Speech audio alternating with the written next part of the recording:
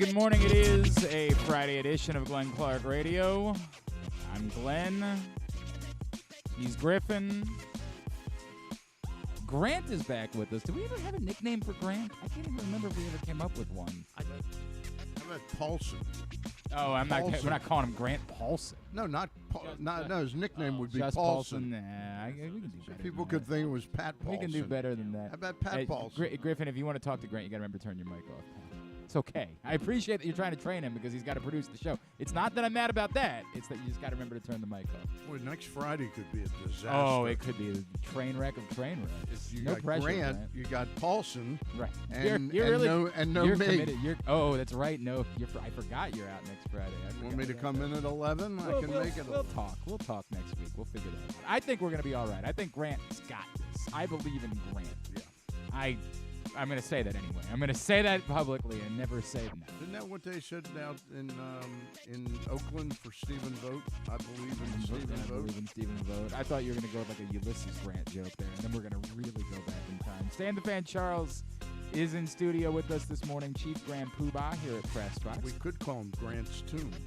I don't really want to do that. That would just be it's a play on Groucho Marx. Yeah. Do you remember who's buried in Grant's tomb? For $200. Exactly right. I remember it well. Well, I don't, remember it, but I'm familiar with it, if you will. Stan is here. Today's show is brought to you by Superbook, where you can use either of these codes, Glenn Clark 23 or Stan Charles 23, when you sign up at Superbook.com or after you download the Superbook app. And if you do that, you'll get up to $250 in a same-day first bet match, win or lose. So, for example, perhaps you've been thinking about betting the World Series. Stan the Fan Charles thinks that the better money is on the Diamondbacks in the World Series. So you wander over to Superbook, you make that $250 deposit, use the code GlennClark23 or StanCharles23, and you get the Diamondbacks at plus 140 to win the series. So if the Diamondbacks win the series, I got to do the quick math on this, it's about $300 that you'd be winning. And you get $250 worth of free bets as well. If they lose, you still get those $250 worth of free bets. It's as simple as that with Superbook.com and the Superbook app. All right, Stan, you said you think the smart money is on the Diamondbacks. We're going to preview the World Series a little bit coming up this hour. David Murphy, Rangers color analyst, former outfielder, will check in with us. Well, I'll tell you why I think it's the smart money. If you look at these two teams, they have both played 3 series in the postseason. Have either one of them been favored at any time? No, they have not. Right. So you're 6-0 picking the underdogs in these series. And while I think the Rangers are probably the better team on paper, I still have serious doubts about their pitching once you get past Nathan Eovaldi. Sure. And what a hilarious sentence to be saying. And to me, I don't see a compelling enough reason for them to pick them right off the bat just because of the way they looked in the American League Championship Series. I think the Diamondbacks played a very similar team in the Phillies and were able to hold down the Phillies just enough. I'm not predicting a D-backs sweep. I mean, this should be a very close series, in my opinion. And I think that Brandon Pfaadt is a real wild card in this World Series. I'm going to pose this question to you, and I had this conversation with our friend Ryan Ripken the other day. Is it a good thing that an 84-win team can be in the World Series? Is that a good thing for baseball, or is it there's 162 games in the regular season? We shouldn't be at a place where teams that are essentially 500 can get to the World Series. I think it's still a good thing because it keeps fan bases all over the map engaged the whole season. And if you just want to pick the best team, just run a computer, generated. How's this going to? And don't even play the games. This is what makes the drama in baseball is the human element. I to some extent agree with you. I do think it sort of runs into the conversation we've been having about the layoff and all these things. Like, is it too easy for a team that wins 84 games to have an opportunity to win a World Series? I don't think there's anything easy about what the Diamondbacks did in beating sweeping Milwaukee in Milwaukee. I mean, they heavily. It shows the baseball home field advantage isn't that I think great. That's part of the conversation. Yeah. But they swept Milwaukee, they swept the Dodgers, and they survived the Phillies. They right. survived the Phillies. I do think that those sort of the two of the questions, right? Like, how significant really is home field advantage at this point? Right. And then the second layer of it goes back to the layoff conversation that we've come to. I don't know that it's a bad thing inherently.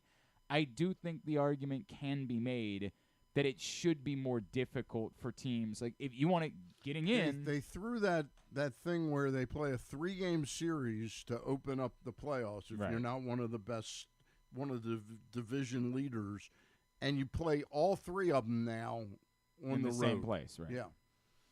Maybe what they need to do is next year. Yeah, force them to play at home because it's a more difficult thing to do is to play at home than to play on the road. Hey, how about this for a wrinkle? Force them to play at home, but they're the visiting team. Now okay. So you're saying they would bat first? They play at home, but they bat first. You might be. I'm kidding. Doesn't college baseball do that sometimes during the World Series, where like during the tournament? Right? I think during the regionals, one of the games. Despite if you're hosting, you still have to play one of the games as the road team or something like that. Or if you lose, I think I think that's right. If you lose your first game that weekend and you're playing an elimination game, then I think you have to play as the road team or something. It's a very weird.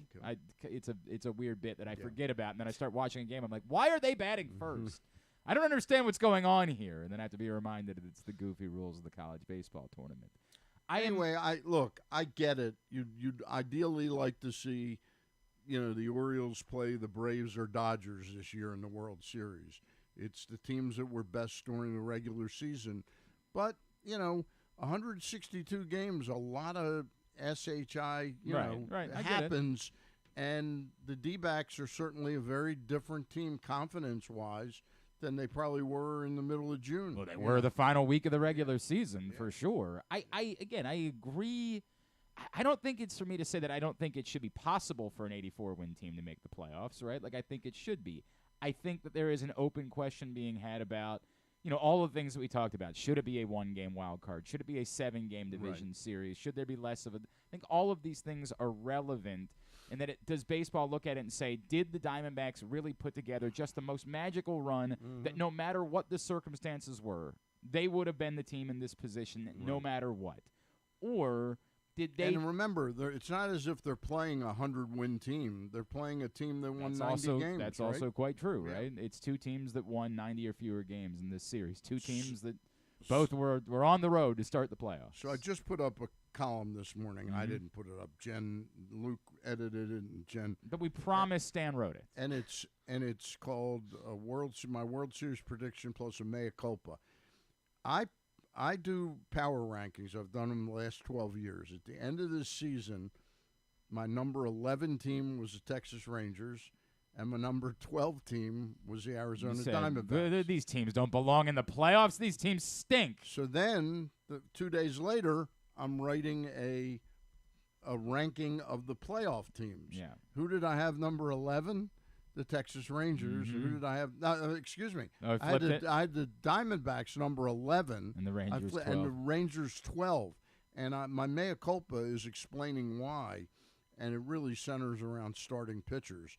Nathan Eovaldi, after the All-Star game, he had one start where he pitched against Tampa and shut him out for 6 innings on July 18th. And then he didn't pitch for 47 days in a major league game, didn't go down for a rehab assignment, came back up, had 6 starts, ERA in the regular season of over 9 runs a game. Yep. And his whip was like 191, and he's been lights out in the playoffs. Brandon Pfaadt was, I think, 3-3 or 2-3. Started the opening game of the series against the Brewers with a 2-3 and a 5.32 ERA, and he's been lights out in the playoffs. And that's so them having a third starting pitcher. And again, they still don't have a fourth. In the case of the Rangers, that to me is their one starting pitcher. No, for them. I'm saying Montgomery for the Diamondbacks, I'm saying them getting a third starting pitcher is the only reason why they had the opportunity to do. They could not have survived with just Kelly and Gallen. That would not have worked for them to get to this point. And if Eovaldi resembled the pitcher he was in September, there's no way the Orioles might still be playing. Maybe. Until we have to blame for all of this. Everything was going to be just fine. All right. Bastard. Yeah, that son of a bitch. We'll talk more about the Rangers here in a minute in the World Series when we chat with David Murphy. Also coming up this morning, Bo Smolka, PressBox Ravens beat writer, will check in with us. Stan, I do want to give you a chance to respond. There was news this week within the system. What do you make of some movement from the Orioles as far as a new role for Chris Holt? As far as Darren Holmes being gone, it would seem like, given what they've been doing the last couple of years, we started to think that maybe there might be a special sauce here. And so why would you want to mess with that? What do you make of the Orioles making some moves this week? We'd have to talk to both Mike Elias and Chris Holt to kind of understand it. It seems like perhaps both jobs were too much for Chris Holt. It's very rare that you have the major league pitching coach also be the director of pitching development for the organization. And it seems like maybe he chose being around home, and being around here a lot more rather than doing all the traveling. That's the only thing I can come up with at this point in time. But stuff like that happens. For what it's worth, if there is a quote-unquote special sauce, he's still part of this thing moving forward. And so you would think that the lab concept the Orioles would come up, that there would still continue to be continuity, and they would look to find a pitching coach that they would have some comfort with working with Chris Holt. Yeah. And as far as Darren Holmes, I mean, I happen to like Holmes. I guess for whatever reason there is, they didn't think he was the right guy for the main pitching coach job. It'd be interesting to see who they come up with, whether it's somebody in Mike Elias's past, whether it's somebody in Brandon Hyde's past, it'll be interesting to see what they come up with. It did catch me. I think it caught us all by surprise. It certainly caught me by surprise. Let's stay on baseball a little bit here in this first segment because Stan the Fan Charles is in studio with us on a Friday edition of the program.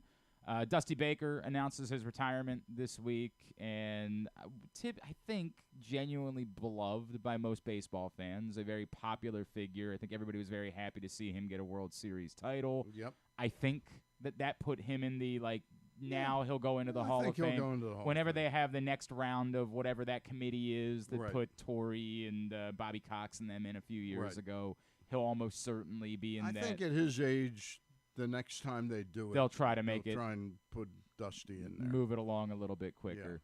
Yeah. When baseball history tells the story of Dusty Baker, what are they telling?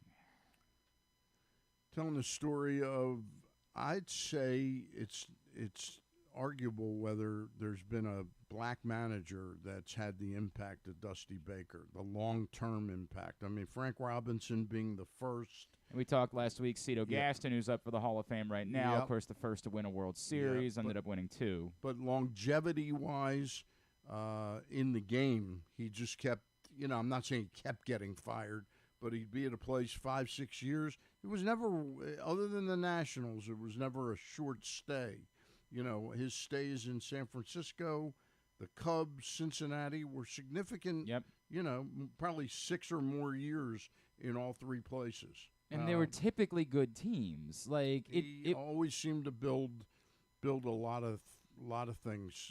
He did a lot of things right. Is there a parallel between, with the exception being that Dusty Baker ultimately won the World Series, is there a parallel between Dusty and Buck? Is there a parallel between, for years, good teams just couldn't quite break through for whatever reason. You know, if you look at their, and maybe you can do it because you're fast on the computer. That's why I took the agility test. Right.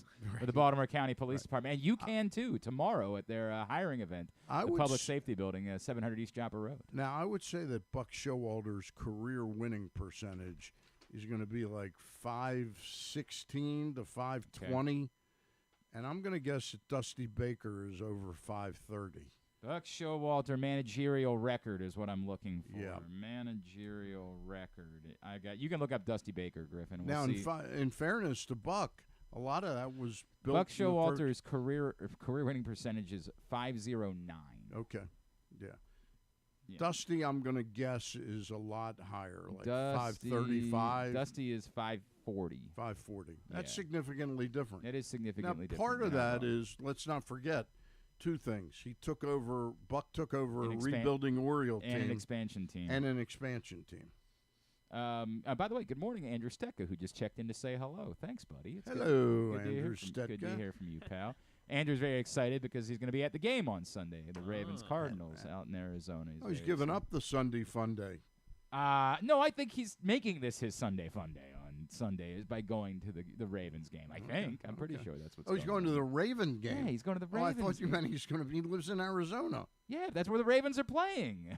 Oh, that's a good point, too. Yeah. That's a good point. I thought he was going to the World No, the World Series. Series isn't there until Monday. Right. It's Friday, Saturday, off Sunday. But I'm sure he's got tickets for his old buddies in Baltimore for the World Series. I don't know what the demand is in there. I wonder what the demand is in Arizona for World Series tickets. I'm sure but I don't know if it's the astronomical, like $2,500 to get in type of thing, or if you could get a World tickets Series for ticket. us in the media. To be honest, I've only tried it one time. Mm-hmm. They're not hard to get because at each level of the playoffs, a team drops out, and they had 600-700 tickets for the Twins. So suddenly we could have jumped in and gotten the Phillies tickets. You know, the people in Philadelphia. Okay. Okay. I get what you're saying. Yeah. Well, I did that when the Nationals were in the World Series. Did you go? I was able to go to one game. Okay. It was the most miserable baseball experience I've ever had. It's probably I've never been. I've done everything through the championship series. I've never been to a World Series game in my life. That stadium is absolutely horrific. No, it's terrible. Yeah, Were you in the where was the auxiliary box? I'm assuming that's I where wasn't in the box. Oh, you were just I was in the seats. Okay. I bought seats for me and my good buddy of mine. First of all, the rows there, they're not like 10, 12 seat rows. They're like 30 seat rows. So if you're in the middle, you're constantly, even if you don't have to go to the bathroom or go get concessions, you're constantly watching around people that are either going or come. It was just absolutely horrible. It's also steel. There's no personality to it whatsoever. No, it's awful. straight up and down. It's a miserable and the baseball the stadium. press box is terrible. Well, the press box is it's on the 50th floor. I mean, it couldn't be any higher up there. It's a dreadful place to go for a baseball game. Who makes most sense to you for Houston? A lot of talk about Espada this week. Yeah, there was one other name. It was Espada and Ausmus has come up a couple of times. Ausmus makes a lot of sense there to me because he came through that system, and they almost hired him as the general manager.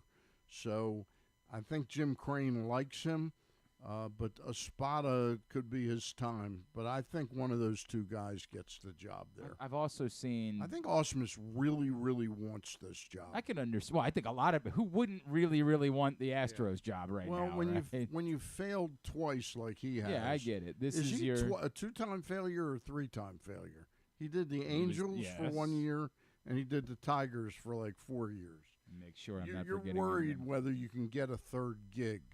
Espada, I know he's worried he'll ever get a one gig, but he will eventually. But I think it might be Ausmus's time, although Dana Brown will have a lot to say. I've also seen Jeff Bannister's name floating around, who's obviously gotten a lot of attention during these playoffs as a potential candidate, and I could understand that too. I certainly think this is a very desirable job. You're walking into a place where immediately you assume you're going. Jordan Alvarez, Jose Altuve. Correct, yeah. and they haven't yet gotten to a place where they said we think that the window is closing. We're not willing Right. to add more to this. Right. They still very much seem to be in a place where they're willing to spend more money and keep this train moving. So I would think this would be about as desirable of a managerial job that's probably ever existed in baseball. So that's that's part of all of it. Dusty's probably, if he wants, going to work for the Astros. They've said he's welcome here. And that's quite an interesting brain trust they have there for Jim. Jim Crane's main advisor is Reggie Jackson. Yeah, and I didn't know that until he was sitting in with Palmer on a broadcast this year, and I was like, really? He's been there for 3 years. I had no idea that was the case. World Series gets underway tonight. We'll preview that here in just a minute. As I mentioned, tomorrow is the day. Baltimore County Police Department hosting a hiring event, 700 East Joppa Road in Towson, the Public Safety Building. If you've been thinking about a career in the Baltimore County Police Department, then just show up. You can go through the written test, the agility test. You can take the application process all right there. If you're just thinking about it, you're not sure you're ready to commit yet, then just show up and ask some questions. Members of the specialized units will be there to tell you more about your potential career paths, all right there at the Public Safety Building tomorrow. And then if you're not thinking at all about a career in the Baltimore County Police Department, but you're just looking for something to do, maybe you want to get the kids out, get them in their costumes, tomorrow is the day because tomorrow afternoon is a trunk or treat event.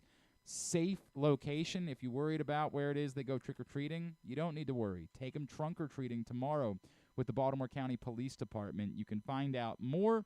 Join BaltimoreCountyPD.com or give them a call, 410-887-5542. That's 410-887-5542 is the phone number. You like anybody in Game 1 tonight, Stan? What's the matchup? It's Zach Gallen against Nathan Eovaldi? Yes, correct. Well, along the lines of I just have a feeling the Diamondbacks are going to jump out, and I don't know. I don't have a great feel for this game. Okay. Yeah. All right. Right now, if you go to our friends at Superbook, Game 1. I'm sure Texas is a significant favorite. Like 170. I don't think it's that much. I'll double check it right now. No, they might have taken it down for a minute. Is there some issue? Oh, is somebody not playing tonight? What's going on here?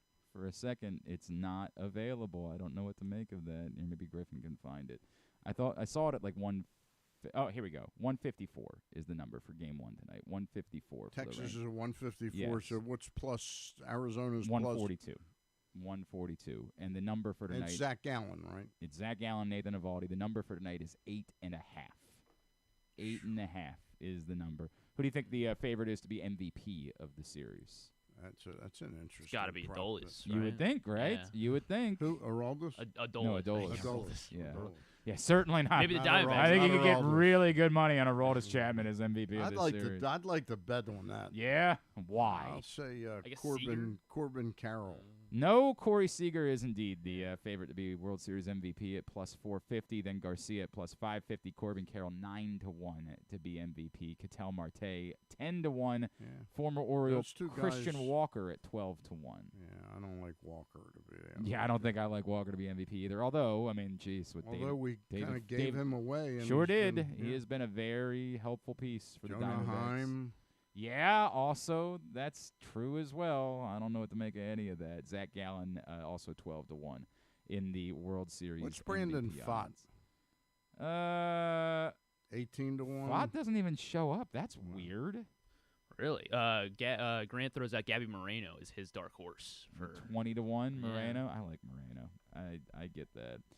Josh Young is 25-1. If you want one a little bit off the beaten path, I like that. Gurriel is also 25-1. Evan He's had a Carter? really good playoffs. How about Evan Carter? Yeah, Evan Carter is 18. 18-1. That's a nice Despite little being, bet. yeah, right. Those are some interesting ones in there. Merrill Kelly 30-1, all the way down there. Some of the interesting names as far as World Series MVP odds are concerned.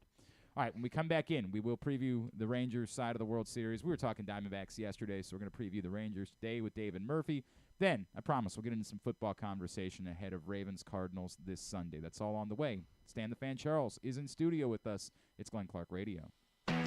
Why bet with the big boys this football season? Instead, try your hand with the local book, Superbook Sports, this fall. Superbook Sports is the book next door. Just a dedicated team of the best odds makers in Las Vegas, making sure you get the best prices and parlays anywhere. And now, Superbook will give you a bonus of up to $250 when you sign up and wager on the same day and use the promo code GlennClark23, GLENNCLARK23. So bet with the best and use the promo code GlennClark23 this football season with Superbook Sports. Visit superbook.com for terms and conditions. Gambling problem? Call 1-800-GAMBLER. What's up, everyone? It's Tyus Bowser, and I've had so much fun hanging out with Rita and putting up with Glenn the last couple years that I've decided to do it again. Season 3 of the Tyus Bowser Show is happening this year, as we'll be all over town, giving you the chance to get to know me and some of my teammates. As we talk football, life in general, and just say what needs to be said. You can find out more about the show by going to PressBoxOnline.com/Bowser. If you don't live in the area, you can watch the shows live on Facebook and YouTube. And if you miss one, you can listen Friday nights at 105.7 The Fan. So we'll see you all season long for the Tyus Bowser Show, a partnership of PressBox and Great Ace Memorabilia. The next Tyus Bowser Show is Tuesday, October 17th at Mother's North Grill in Timonium. It's brought to you by Superbook Sports and AJ Michaels. And if you or a loved one have a gambling problem, visit helpmygamblingproblem.org. Picking a restaurant to try for the first time? Let's look at the Costas Inn. Here's a few checklist items. Quality of the food? Check. Quality of service? Check. Does restaurant have plenty of free parking? Check. And finally, does restaurant have delicious steamed crabs, crab cakes, crab soup, and specials galore? Check, check, check. Costas Inn, 4100 North Point Boulevard. They check all the boxes. The Orioles brought us a summer we'll never forget in 2023, securing their first division title in 9 years. And while the playoffs ended quicker than we had hoped in Birdland, the future is brighter than ever. I'm Paul Valley, and along with Zach Goodman, we'll be with you on the Bat-Around all off-season, warming our hands by the hot stove. From the GM meetings to the winter meetings to the start of spring training, the Bat-Around has you covered for every trade, signing, and transaction as the Orioles look to revamp and regroup for another postseason run. You can watch the show every Saturday from 10 a.m. to noon at youtube.com/PressBoxOnline or Facebook.com/PressBoxSports, or you can listen at PressBoxOnline.com/radio. So tune into the Bat-Around every Saturday right here at PressBox. What company has the expertise to make your home healthier by purifying your air and killing all viruses, allergens, and bacteria? A.J. Michaels, Heating and Air Conditioning in Baltimore and Annapolis, ajmichaels.com.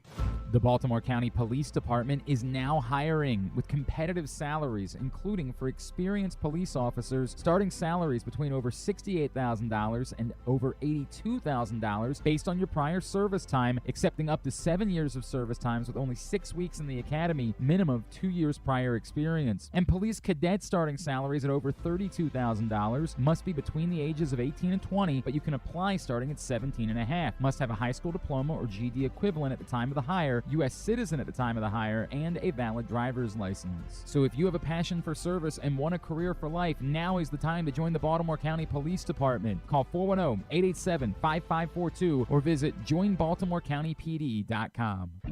Whether your focus is luxury and comfort, convenience and technologically advanced connectivity, or sporty performance and aggressive styling, we've got the perfect Highlander for you. Check out buyatoyota.com for deals on new Highlanders from your local Toyota dealer today. Sure, Glenn may be in his 40s now, but he looks just as good as he ever has, and he's still as sharp as he ever was. And I say both those things without even a shred of irony. Find out for yourself right now by watching the show at facebook.com/PressBoxSports or youtube.com/PressBoxOnline. All right, Stan the Fan Charles in studio with us on a Friday edition of the program. Project Game Day returns this Sunday following Ravens Cardinals. Come hang out with myself, Rita, former Ravens Super Bowl champion, Femi Ion Badejo, and our cast of characters. Andrew Stecca told me he'll hop on after he's out at the game in Arizona. Rita's going to be at the game as well. So we'll have boots on the ground, if you will, post-game. Project Game Day is brought to you by A.J. Michaels, Superbook Sports, and HelpMyGamblingProblem.org. PressBoxOnline.com/GameDay. You can also watch the show, Facebook.com/PressBoxSports or YouTube.com/PressBoxOnline for Project Game Day, which returns this Sunday. Right now, Stan, let's talk a little bit more about the World Series. Gets underway tonight, Game 1 in Arlington, and we head to Arlington to catch up With a former Texas Rangers outfielder, now part of their broadcast team, it's a pleasure to welcome into the program Mr. David Murphy, who is with us here on GCR. David, it's Glenn and Stan the Fan Charles here in Baltimore. It's good to chat with you. You know, we would rather be chatting about the Orioles getting ready for the World Series, but appreciate you taking the time for us this morning. Yeah, good morning. Happy to be on. Sorry about the Orioles. Rangers. No, you're not. No, you're time. not, David. You're not sorry about the Orioles. David, I asked this question. It's certainly not as dramatic as what happened, say, with the Diamondbacks coming into this. But when I say how did this happen, I'm sure you know what I mean. Like, this was a team that was struggling down the stretch, that had not been able to live up to the significant hype that surrounded this team. What changed as the Rangers shifted into the postseason that they're now here? Well, yeah. Well, first of all, the beauty of baseball is that, it's not necessarily the most talented team, that it's the hottest team that makes it to the end. And not that the Rangers aren't supremely talented. I haven't been around the team a ton, especially in the postseason. Most of my work that I did with the team and the broadcast that I did were during the regular season. But, I'm going to factor in Bruce Bochy there and just his calm demeanor. You don't have a track record like he does for no reason. And then, you point to the team leadership, a guy like Marcus Semien, and there's so many guys that probably get overlooked. Obviously, Corey Seager's been there, and he's done that. Mitch Garver is a solid veteran presence. So, there's a lot of guys on this team that have great character, and they've persevered to this point, and I'm just proud of the way the team has played, and I'm happy that they've gotten some results. David, this team, is it more surprising that they're here, or is it more surprising that they struggled so much in order to get here, right? Like, we talk about the most talented team. There's no shortage of talent with the Texas Rangers. This was a team that was committed in the offseason. Was it more surprising that they struggled during the regular season than it is that they figured out a way to put it together in the postseason? Maybe a little bit of both. What they were able to do in the first half, like, they set expectations really high. Yeah. And so, you look at the way they're playing every day, and they're scoring 10 runs every day. They're having relentless at-bats. The starting pitching is performing, better than expected, even through a huge blow with the Jacob deGrom news. So I think just, you're kind of thinking throughout the course of the season, all right, they're going to hit a rough patch at some point. They're going to hit a rough patch at some point, and it just seemed like they never did in the first half. They had a tough road trip in Cincinnati where the bullpen, lost a few games late. But then the resilience was crazy. Then they go home against the Yankees, and then they sweep them. So it just, things like that happened all season long.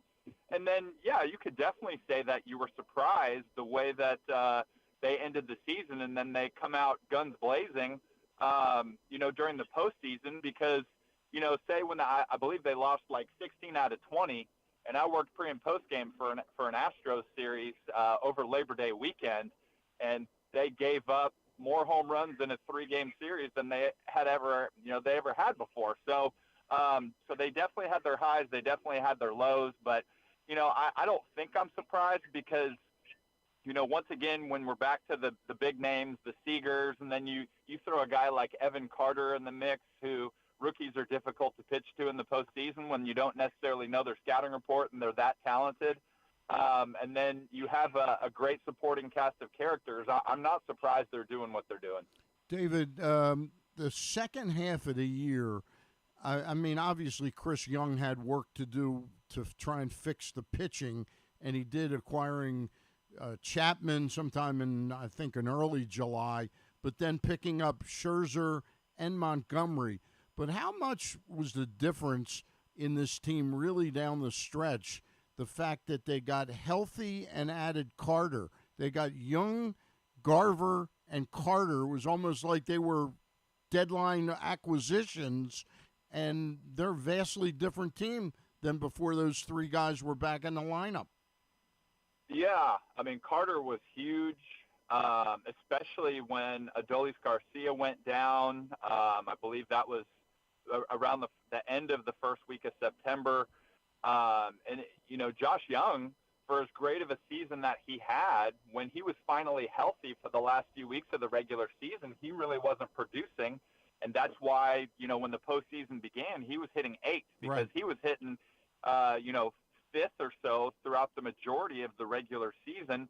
And then Jonah Heim, who had a great first half offensively, went down. When he came back, they said that he wasn't going to be able to hit right-handed for the remainder of the season, and he eventually got back to hitting right-handed. So, yeah, I mean, it was huge getting all these guys healthy. Even throwing a guy like Evaldi, he missed plenty of time. Yeah. He comes back against the Astros in that series that I mentioned. He had no rehab start. He was throwing probably in the low 90s, and that was the game where Jose Altuve, went deep 3 times, and he had an opportunity to go deep a 4th. But then, talk about a veteran guy, and he knows that it's the postseason. He flips the switch. He knows that he needs to empty the tank, and he's up to 96, 97 with nasty stuff again. He is David Murphy, Rangers analyst. He is with us here on GCR. Yeah, it's Stan. There's some behind-the-scenes stuff here happening. Stan has some. I had Evaldi on my fantasy team this Yeah. year, David, Yeah. and I would have won first place had he pitched like he did this postseason. But in September, he was 6 starts and 9 ERA.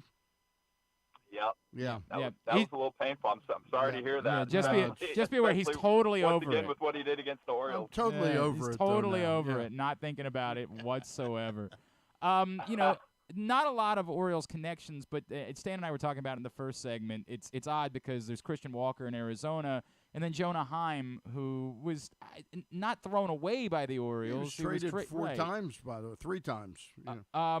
How has Jonah Heim become this guy? Like, what happened during Jonah Heim's process that he went from not a guy that wasn't thought of? I mean, he was a thought of prospect to becoming one of the best catchers in all of baseball. Yeah, I mean, I guess the minor league track record is what it is, but just people can think what they want about the past, but we've seen nothing but incredible defense since he showed up. The way that he frames, the way that he throws out base runners, the way that he leads the pitching staff. I mean, it's pretty phenomenal on a day-to-day basis. And then the offense, he started out slow as of a few years ago. You saw the power at times, but the average was never there. And then, man, he just started the season with a boom, and I think it's just a perfect example. When you can get off to a good start, especially as a catcher, you know that you're going to get worn down over the course of 162. And obviously we talked about the injury, and that happened, and, the second half numbers and the offensive numbers weren't as great once he returned from injury. And, as of the last series, we got a guy with some offensive firepower in there that's hitting 9th against the Astros. So, but certainly has to be feared regardless of, the recent offensive track record. So I'm just really impressed with, one, what he's been able to do, and what a great job by the Rangers front office and just the way that they piece this team together. And Jonah's obviously a big part of that. If I say what does this come down to, I know it's sort of impossible, right? Because it's a 7-game baseball series, and God, anything can happen over the course of 7 games. But David, as you look, what have the Rangers done? What needs to continue if they're going to against again a red-hot Diamondbacks team? If they're going to finish this off, what has to continue going right for them over the course of the next week? Yeah, I'd say the offense. The starting pitching has been great. So, I mean, you have to get both of those. And especially, even though the Texas bullpen has been solid during the postseason, there's been question marks surrounding it all year long. So you would love to go into the 6th or 7th inning of every game with a 3-run lead and give the bullpen some breathing room.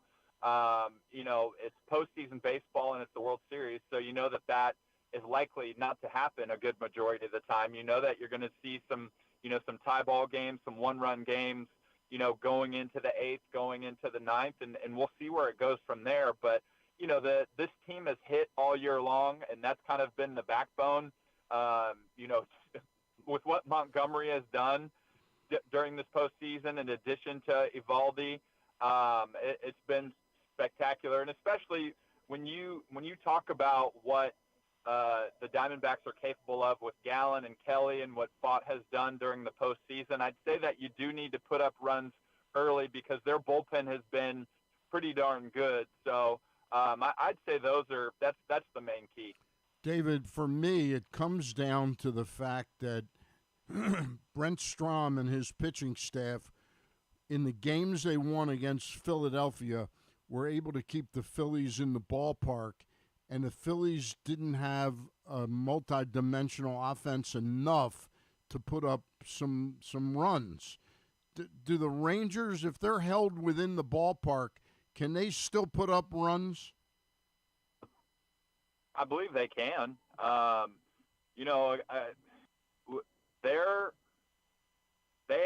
They're a dynamic enough offense where they can beat you in a lot of different ways. Seager is not just a home run hitter by any means, and I figure if the Diamondbacks are going to pitch around anybody, it's going to be Seager.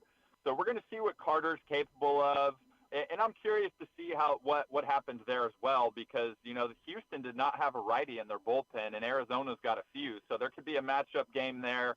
Adolis Garcia, obviously they're going to be cautious pitching to him with how hot he was.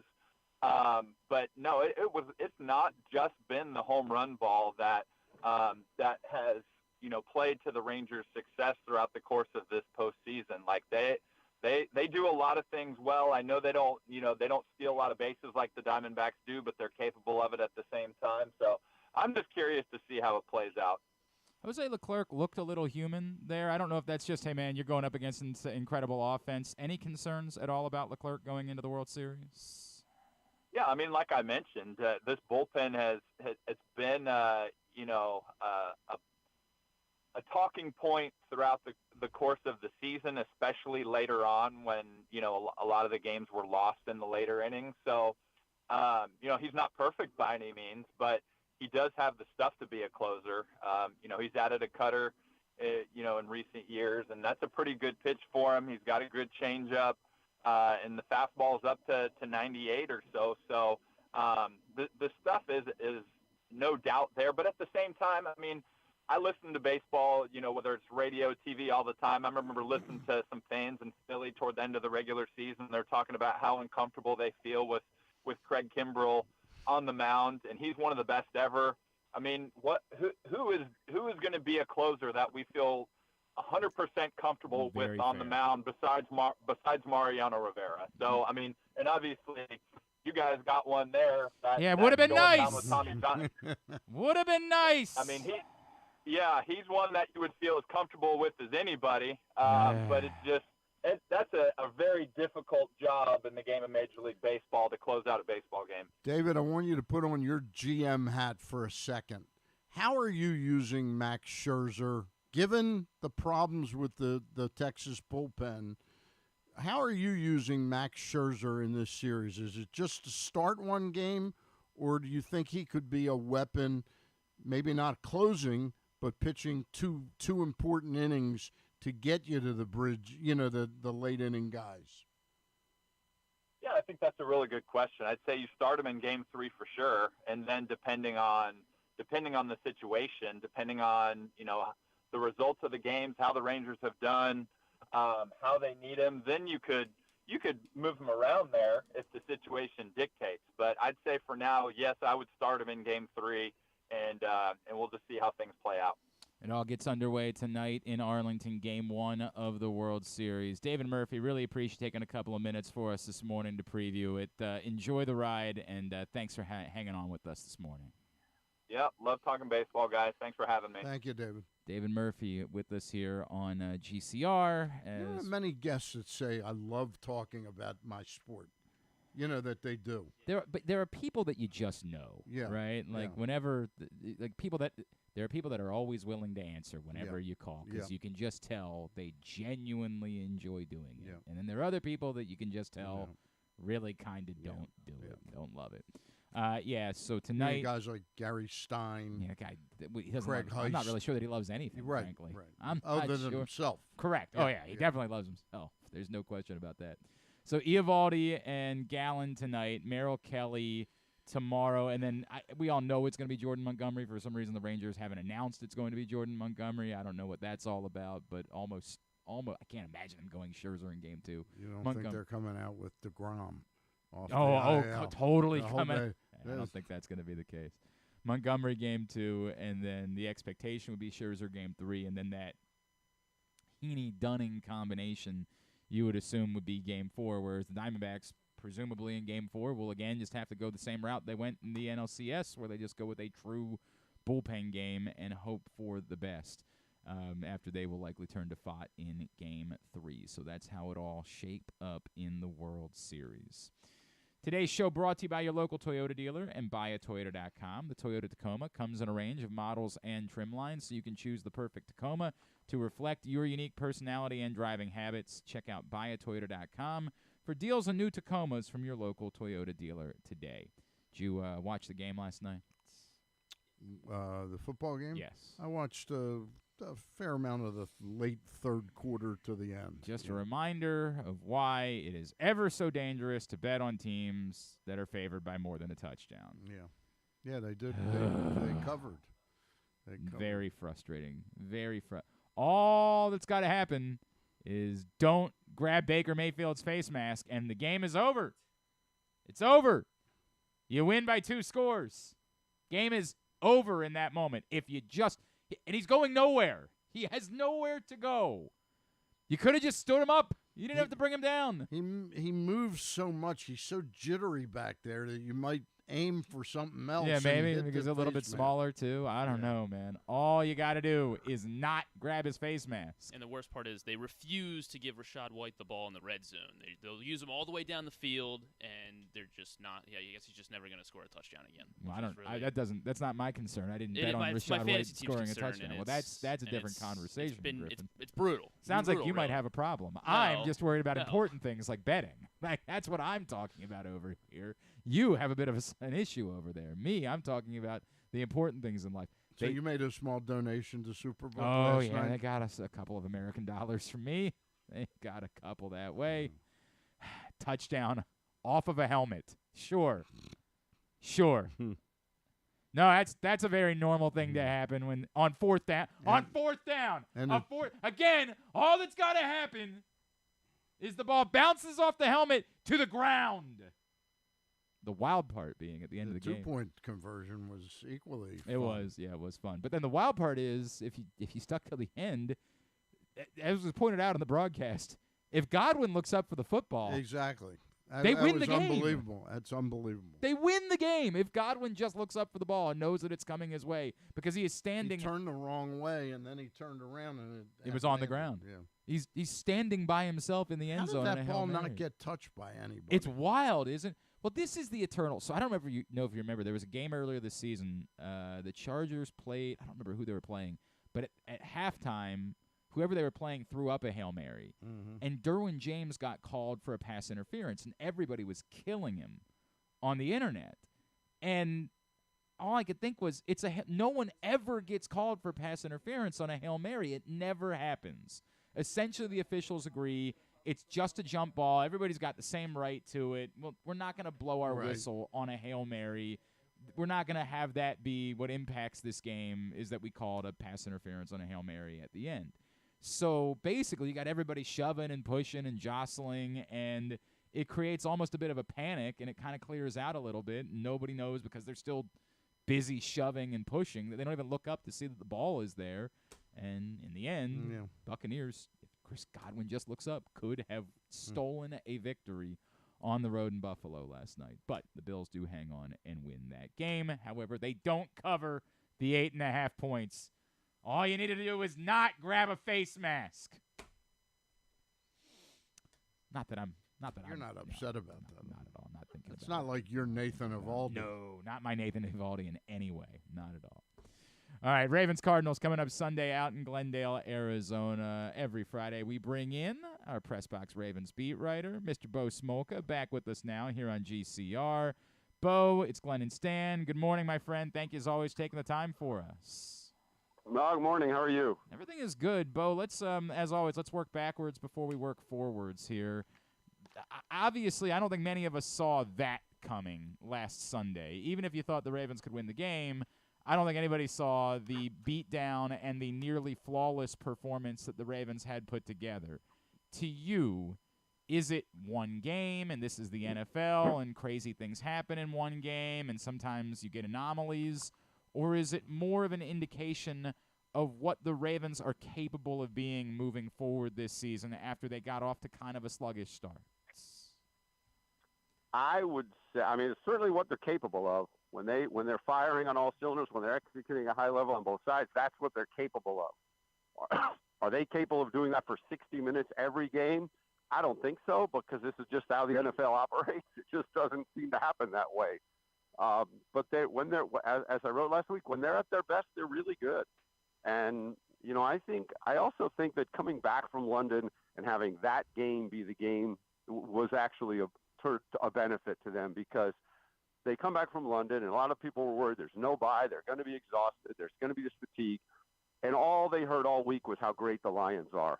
And I think that completely locked them into focus. If they had come back to a 1-6 Cardinals game, I don't know that they would have executed at that level. And that may not be fair to them to say that, but it just feels like they were completely locked in, and it was partially because they spent all week hearing how great the Lions were, and they were really motivated. Bo, how much of this past game, from an offensive standpoint, is just the fact that now these guys know where they're supposed to be, they know what the mission is, and they get Todd Mungin's offense? I mean, I'm sure that's part of it. That's definitely going to be part of it. And there's also just the part of it, when Lamar Jackson's a really tough guy to defend. And I mean, look, the one touchdown to Aguilar, they had him completely bottled up. Yeah. And he squirts out of it, and he makes that play. The 80-yard pass to Gus Edwards was supposed to be a bootleg to the left, and it's not there, so he goes to the right, and then Edwards decides to flare out, and they pass to him, and he's got 80 yards in front of him. So part of it is just Lamar Jackson making good decisions. Absolutely, a part of it is they're feeling more comfortable with Todd Monken. And you saw Bateman get involved in that game, which was good because it gets his confidence up a little bit. And the offensive line played tremendously in that game. So there's certainly got to be an increasing comfort level with these guys. Remember, none of them really played at all in training camp, in preseason games. So it stands to reason that would be moving forward. But I think it's probably a combination of me being more familiar with Monken, Lamar Jackson playing at a really high level and creating on his own, which is when he's at his best, and just from offensive line, receivers, every position group played really well in that game. Bo, you bring up how well Lamar Jackson is playing. Stan and I were in a meeting the other day, and we were trying to the words are escaping. Lamar Jackson's been a unanimous MVP in the NFL, and yet somehow to me this is better than that. What we have seen from him of late, to me, is like the best football he's ever played. And I get it, the Pittsburgh game, the results didn't show because everybody dropped the football. But how do you define how he's raised his level this season, where he's back in the MVP conversation and arguably playing the best football he's ever played? Well, I mean, for one, his completion percentage is well above his career average, and is probably and let's face it would have been even higher if they didn't drop 9 balls for what it was in Pittsburgh. Right. His completion percentage will be off the chart. So his accuracy has been there. I think his decision making has been there. He's certainly getting more and more comfortable. And let's face it, he's got better receivers, and that also helps. Yeah, that helps. Yeah. So when you add Zay Flowers and Aguilar and Beckham, that helps. So I think all of those come into play. Now I will say, and he stayed healthy, which is the other thing that helps. Now a couple of years ago, he was off to a tremendous start. First 5 or 6 weeks of the season, he was also in the MVP conversation, and then it kind of cooled, and then he got hurt. But no doubt about it, right now with the level he's playing at, but I think it's all of those things. Completion percentage is up. It's an offense that he's making good decisions, and he's got just more talented players around him. He is Bo Smolka, PressBox Ravens beat writer. He's with us here on GCR. Bo, something you also said in there that I wanted to follow up on, that the Ravens kept hearing about how good the Lions were, and they were kind of up for it. That has been a criticism that can't be defined statistically about the John Harbaugh Ravens in recent years is that it's almost like a collegiate team. They tend to be really up for big opponents, and they tend to have kind of disappointing performances, and the argument is they play down sometimes their level of their competition, which is relevant because this week they play one of the worst teams in the NFL on the road, and on paper there's that conversation. Stan and I had it yesterday that maybe this is a trap, that this is the type of letdown spot that you would see for a team like this. What do you make of the argument that these Ravens in the last couple of years have struggled to play at their level when playing down to the level of competition? And does it concern you at all going into Sunday? Yeah, I think it does, and I think it's fair. And they may not like that, but the results are the results. And I think there have been times when they come off a huge win against Cincinnati on the road, and they come home and they didn't play that great against Indianapolis and got beat at home. And then they get a big win, and they go to Pittsburgh, and they didn't play well enough to win a game they should have won. And we've certainly seen that in other years too, where they struggle in a game where they should win, and yet when they play a team that they're highly motivated and they play a really good game against a strong team, it's maddening sometimes to see it, but I don't think you can dismiss it because it's not a one-off thing. It has happened with this team. So I think they'll win Sunday in Arizona. I don't expect them to be as crisp as they were against the Lions, and I think it would be hard. They played almost a perfect game that day. Right. But having said that, I don't know how you define it, but I do think it's a valid criticism of this team that they have played to the level of competition more often than you'd like to think. It's awesome when you play a good team, but it's disconcerting when you play a weaker team. Bo, let's flip over to the defensive side of the football. First of all, status reports on Oweh and Ajabo. Did you get in? Oh. I don't know what's going on with Bo. I hope he's not getting arrested. Sorry. Ordering food. You're not getting arrested, are you, Bo? Ordering food. No, I'm outside. I'm outside the facility, and there was a question whether we get it. Go ahead. All right, no. Defensively, first, if you could give me an update on Oweh and Ajabo, when might they play? Oweh was back last week. Oweh played last week. I thought he wasn't. Okay. Mm-hmm. Okay. No, he's playing. How about Ajabo? And actually played well. How about Ajabo is interesting because at one point it sounded like John Harbaugh said, well, it's going to be up to Ajabo, and it sounded like Harbaugh was thinking Ajabo might end up having season-ending surgery. And then in London, Ajabo basically told I wasn't there, but apparently told reporters that no, he wasn't going to have surgery and that he was going to look to be back. So I think at one point it looked like Ajabo might not play again this year. Now I think he will. He's not out there yet, but I do think over the last quarter of the season he's going to make an effort to get back out there. If I had told you that the two of them, Ajabo and Oweh, would miss that much time, would you have thought this defense was capable of what they're doing? Because so much attention gets on the offense. Yeah, they're leading the league in sacks. Yeah. They're leading, which no one expected.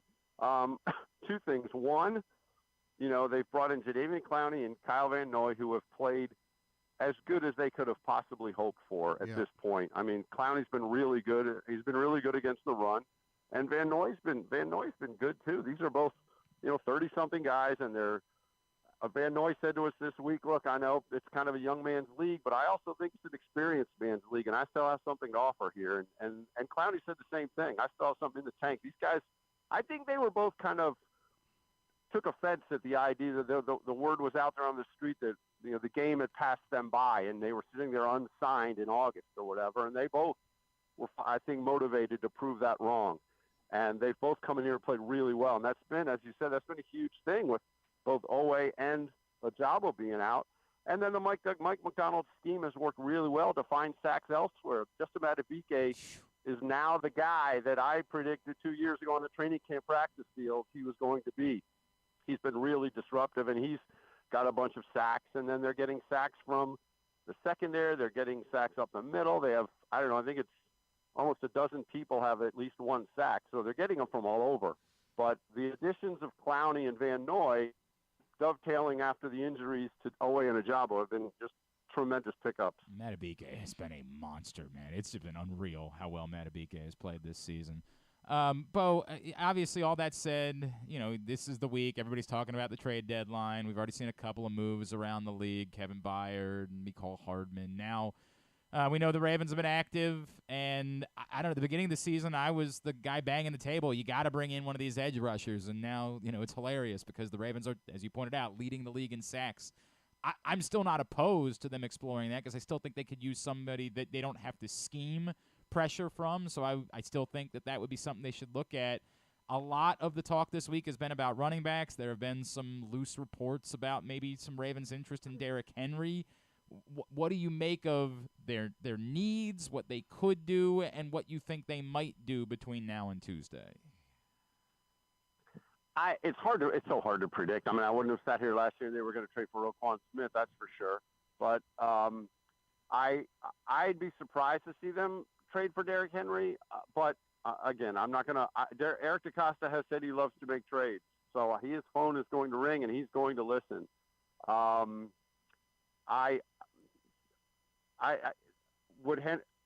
It would surprise me if they trade for Henry. I think you could look at the edge rush group. Sure, they certainly could add another edge rusher. We still don't know what the situation with Tyus Bowser. So you have Jabo out, you still have Bowser out, and let's face it. I mean, Clowney and Van Noy have said what they said, but you don't want to see them wear down by early December either. So certainly bolstering that edge rush group might be what they choose to do or might look to do. It's still going to always come down to what the cost will be for any of these trades. But as it is now, it's a well-constructed roster, which is why they frankly could be and probably should be 7-0. But I do expect Eric DeCosta to entertain the ideas of trades because it's what he loves to do. But I want to follow up because your reaction to Derrick Henry, I feel like, is not all that dissimilar to some of the things that we've been saying around here this week. Like, if the target was Saquon Barkley, if that's what we were talking about, I would say, yeah, that makes all the sense in the world at the right price, right? I'm not suggesting you overpay for it, but to add in another super pass-catching running back to a team that already has this level of pass catchers, that type of dynamic player, I don't know how defenses prepare for that. But what you're saying about Derrick Henry, and correct me if I'm wrong, it feels like sort of what I think a lot of us are feeling. Derrick Henry this season, while we all know what he's done in his career, he's averaging 4.3 yards per carry this season. Gus Edwards is averaging 4 yards per carry this season. How significant of an upgrade at this point in his career would Derrick Henry really be over what the Ravens already have? Well, that's part of it. I mean, yeah, if you're getting vintage elite Derrick Henry, sure, right, of course, and you're going to use all three backs, yeah. But I mean, as it is now, they're three backs. The Ravens aren't using three backs nearly as much as they had in previous years. That third running back there is sometimes not even being on the field at all or one snap. So, and I'm not saying that if Derrick Henry's here, he'd be on the field. So then what? Hill is not on the field. Edwards is not on the field. And what's the upgrade and what's the cost? It feels to me like that would be unlikely. But like I said, Eric DeCosta is going to listen. And I mean, it wouldn't surprise me if they, I don't know, there's any number of positions they could look at and you say, oh, they don't need that. But right. DeCosta's going to listen because it's what he does and he likes to do it. But I personally would be surprised if it's Derrick Henry. I get it. To your point, it could just be another corner. Like they've liked doing that in the past. Nobody's sitting here thinking that's the route they go, but they have seen that plenty over the years from Eric DeCosta and the Ravens. And then just a point of order, I know a roster spot was cleared with Jeremiah Moon. Is the assumption there that that's for Melvin Gordon because Keaton Mitchell's not going to be able to go on Sunday?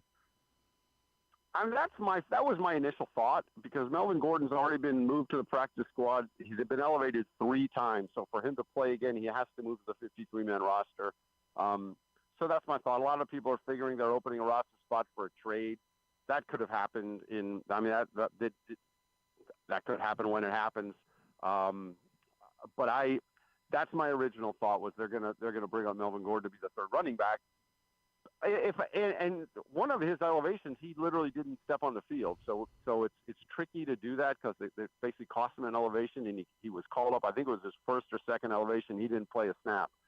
So, but if they do want him, then they are required to put him on the 53-man roster at this point. So my first thought was that was what that move was for. The shame, too, we see Keaton Mitchell get a touch on Sunday. He looked, as fast as advertised, and I do wonder moving. Yeah, that was too bad. Yeah, that was right? too bad because, and with that game bleeding as it is, he probably would have got a lot of run in the fourth quarter of that game. And then he pulled his hamstring, and then he tweaked his hamstring, and then he was sidelined the rest of the game. So that was a missed opportunity for him, which is too bad. Bo, is there any jeopardy right now for Justice Hill, given the fact that the fumbles kind of continue? And I know that the fumble goes on Lamar Jackson, but it seems like everybody who knows has said, hey, that's on Justice Hill. It's the running back's responsibility to understand the quarterback wants to pull the ball back down there, and you got to let go.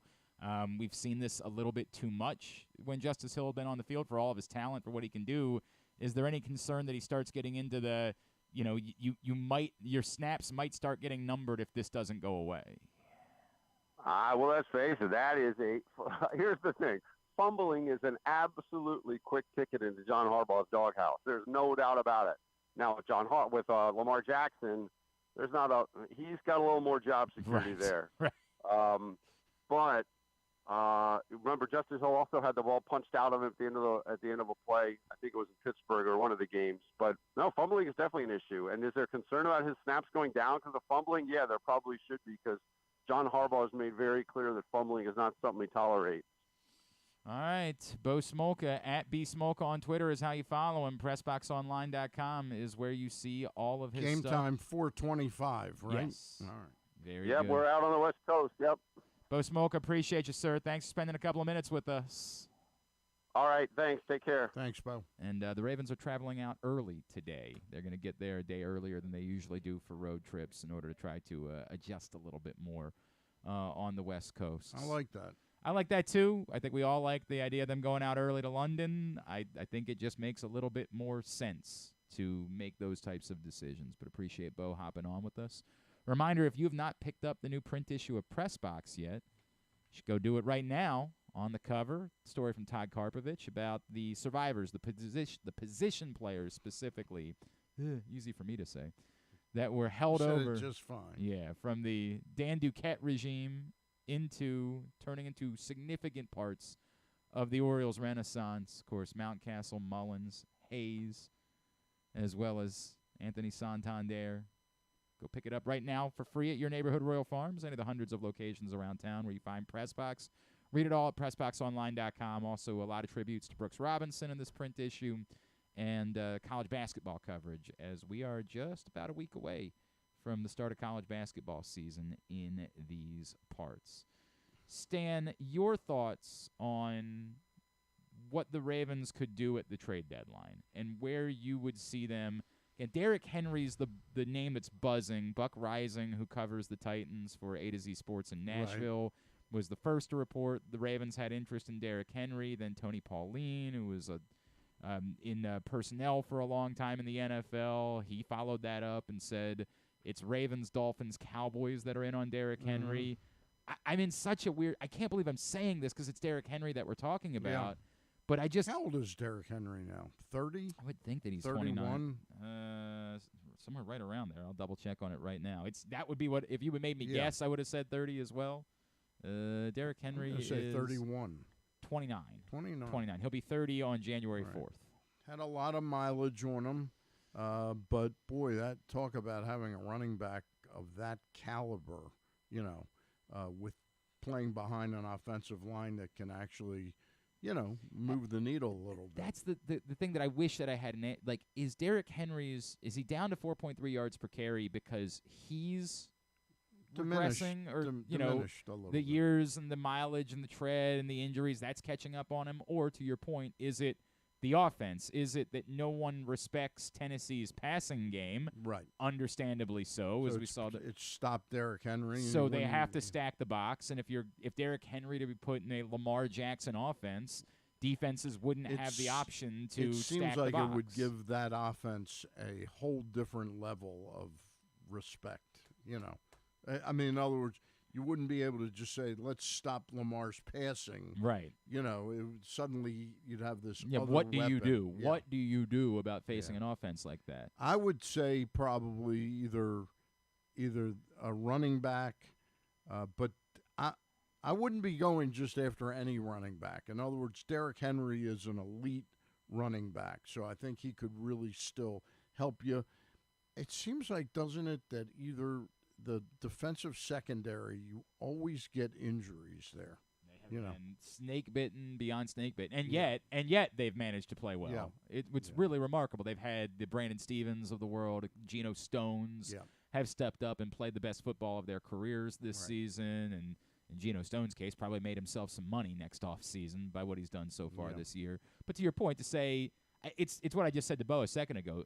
Nobody's talking about cornerback right now as being what the Ravens would target. Right, but all of a sudden you get two plays and you got two injuries. And I don't know that we were all talking about cornerback when they targeted Marcus Peters a couple years ago. Right. I don't think it was an opportunity that presented itself because the Rams were making the move for Jalen Ramsey, and they felt like they were now going to have an odd man out, and Marcus Peters was going to be unhappy, so it sort of worked out as a happy accident. And for a little while, it was extraordinary for the Baltimore Ravens. Marcus Peters for a couple seasons. Where is he this year? In Vegas. And Not good. Well, he doesn't want to tackle anymore. He's reached the point of his. I can understand. Hang on, I got to show you. There's a video that's been making the rounds this week of just one of the. Hang on. Here's the quote. Is that an important aspect of the game? Yeah, does Mark. Well, I mean, a lot of cornerbacks aren't great at tackling. Right, Like Deion Sanders was never much of a tackler. Right. But he was like at this point in your career when you're getting burned. Here we go. I'm good. I'm all right. Love to know the score. Can you pull that up, Griffin, for the video? Well, you can actually now show videos during the show. I love to know the score of that game there. Is it like, I'm good, right? Good. If you just search right now on Twitter, Marcus Peters, like the second tweet that you will see is from someone named Khalid, and the quote is, "Does Marcus Peters hate the Raiders?" Which is perfect. That's a good one. And I don't know who Scott is from the Bears. I actually have no idea who that player is, number 13 for the Chicago Bears that's running after him. But Marcus Peters makes a business decision. Marcus Peters clearly what that is. Decides he's good. Can you share it with everybody? Can you get it up on the screen for everybody to see it? Yes, it is very much. Well, I was going to call it an arm tackle, but it's barely even that. It's not. It's a fingertip. It's an Olay. Yeah, exactly right. It's at first, maybe I'll think about it, and then, you know what, I'm good here. It's throwing a fingertip at it. There's nothing that I'm going to accomplish by actually attempting to make this happen. Stopping him's not that important. Yeah, we're good here. I don't know if you guys have noticed the team's no good. I'm going to go ahead and make the decision that I don't need to take that on. Tyler Scott is apparently the wide receiver for the Bears that was coming after him. Did you share it? Did everybody see it? Yes. Okay, yes, all right. Yes, everybody unfortunately, saw it. I don't have the screen in front of me, so I don't know what everybody's seeing right now.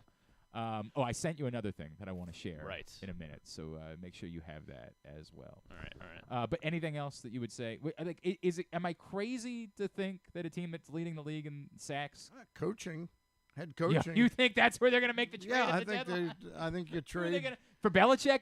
You think maybe you make that move right now? Yeah. Oh, God. Am I crazy to think that they could still, even though they have 29 sacks, what Bo's talking about, where are you counting on?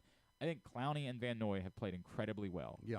Are you confident that you can get that same level from those guys all the way through to late January, February? Are you? To me. What's the latest on our friend Tyus?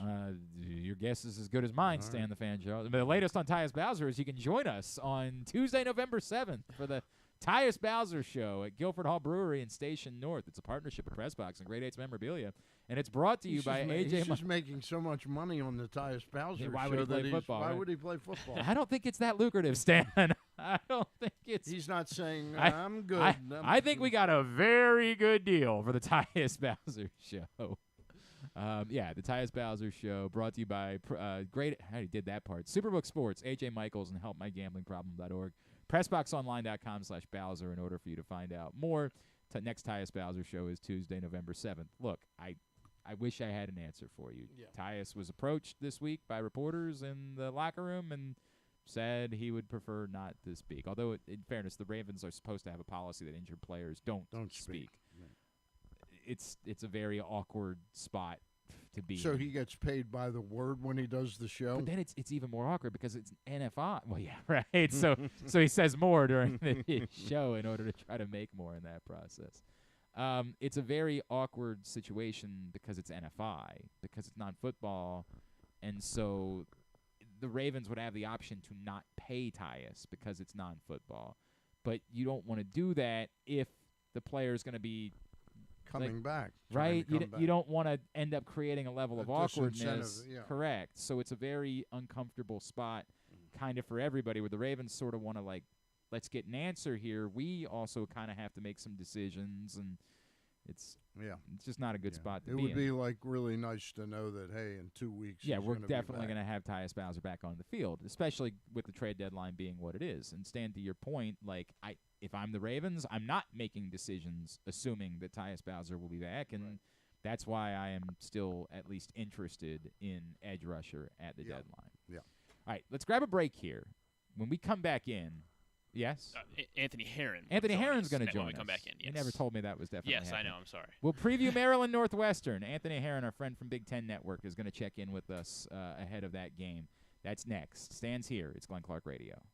Come for a game, stay for everything else. Book an unforgettable fall getaway in Charm City. Enjoy only in Baltimore festivals, mouthwatering eats, and endless entertainment. Treat yourself to a staycation in the heart of downtown, or try one of the city's many charming neighborhood hotels. And don't miss out on packages for free parking, breakfast, and more. Plan your stay at baltimore.org/hotels.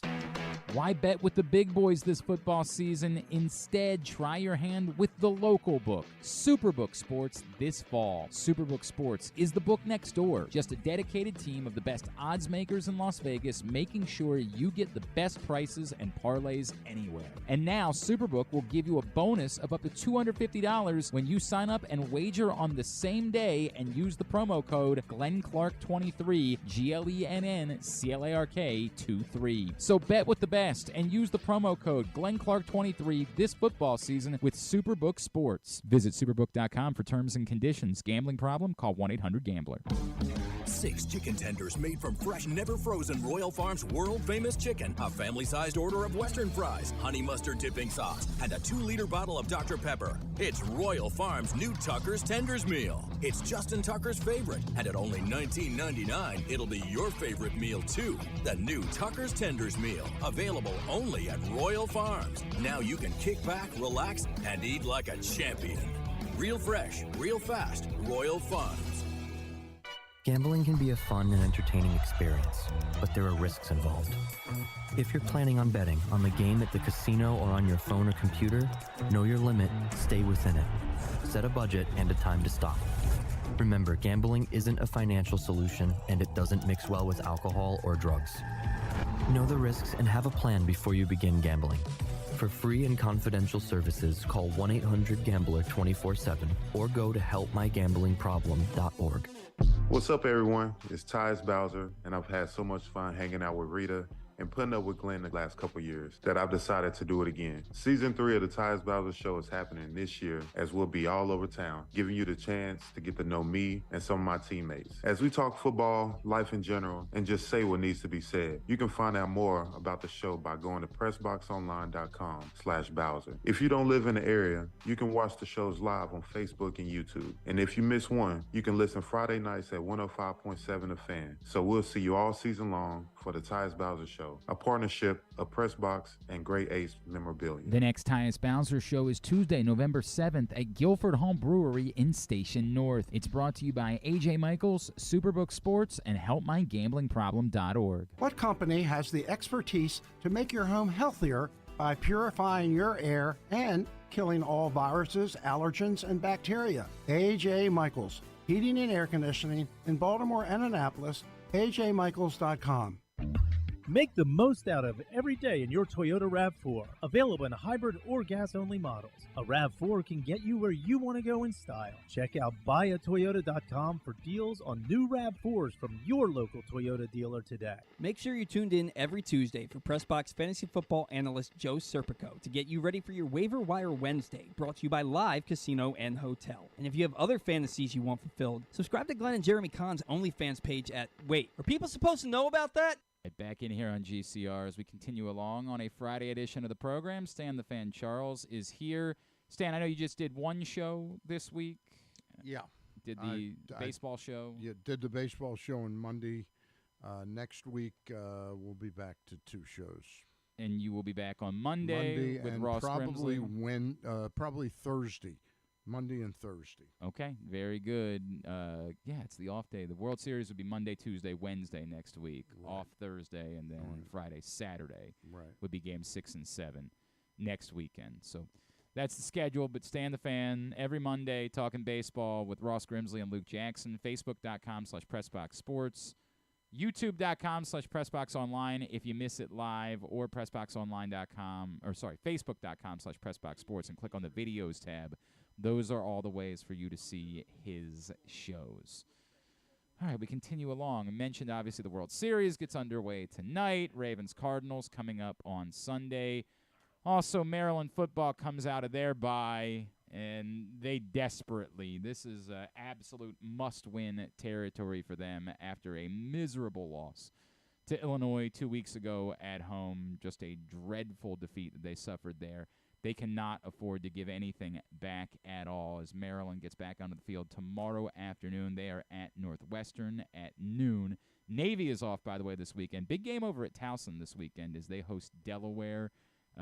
That's always a huge game, and Delaware is, I believe, in the top 10 right now. So that's going to be a big game over there. Should be a huge crowd for that one. But we What time's that game start? Do you know? That's a 1 o'clock game.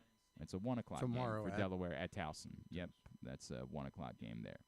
But we focus right now on Maryland and Northwestern, noon tomorrow. The game will air on Big Ten Network. And joining us once again right here on GCR, man who will be on the call for Maryland-Northwestern on BTN. He is, of course, a former Iowa Hawkeye and NFL defensive end.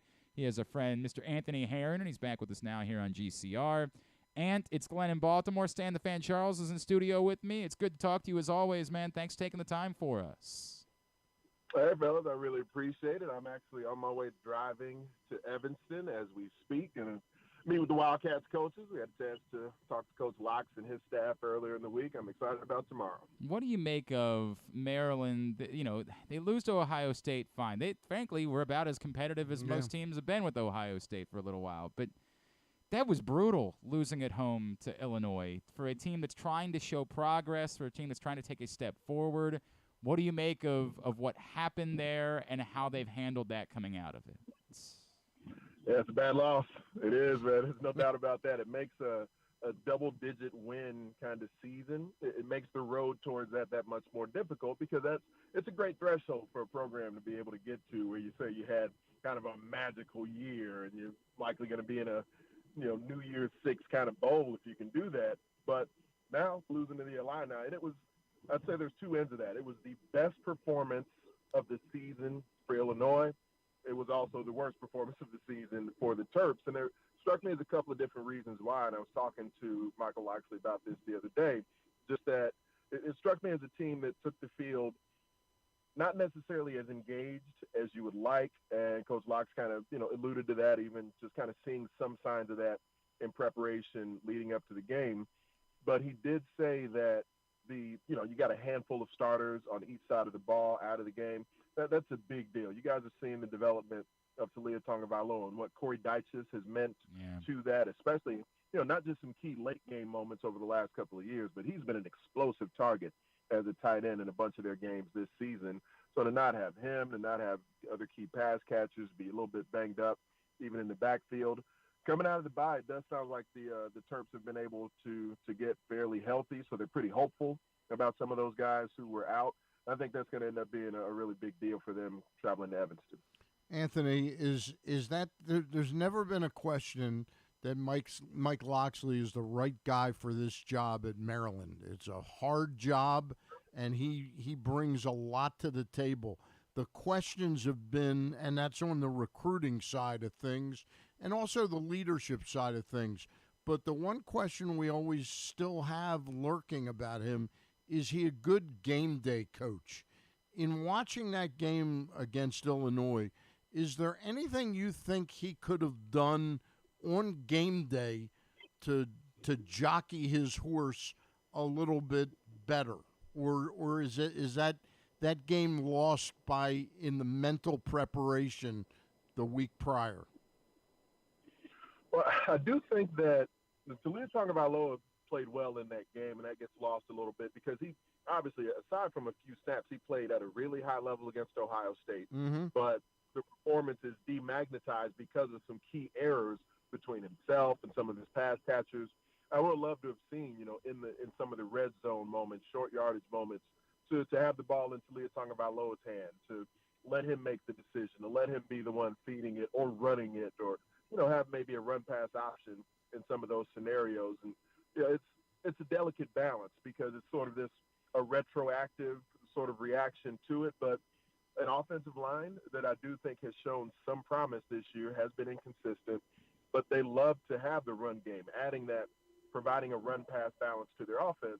But to me, you don't want to go too many plays in a row without Talia being the one who's making the decision, whether it's as a passer or as a runner. So I'd say if anything that stands out, I think some of those key moments, whether in the red zone or whether in short yardage, and not having Tagovailoa be the one to try and either feed the football to a playmaker or have an option outside the pocket with a run pass, sort of option. And I think that's probably one tweak that I would have liked to have seen made in game, because the preparation leading into it, as you guys know, there's only so much you can do about it on game day, but it does end up playing a huge factor in how prepared you are. Yeah. And so when you are short of some weapons, then in game, I'd say your best player, your key playmaker, is the one who should be having the ball in some of those key moments. Anthony Herron, Big Ten Network, with us here on GCRs. He's getting ready for Maryland-Northwestern on Sunday.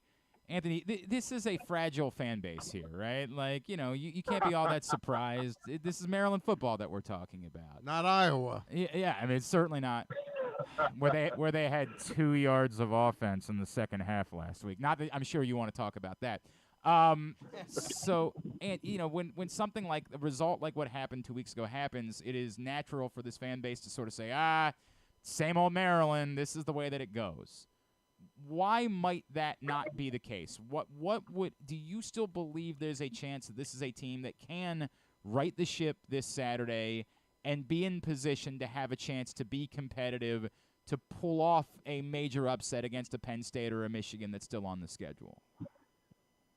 I very much do, guys. I mean, I think that what we see tomorrow will end up sort of leading evidence in either direction. I talked about it a bit on the Big Ten Network, even in studio, the week leading into that Illini game, because as much as it can be difficult for teams to sort of get back up after a big emotional win and you sort of feel like you're riding high, it can also be difficult to get back up emotionally after a crushing defeat. And there's no doubt, Coach Locks was talking to us about it this week.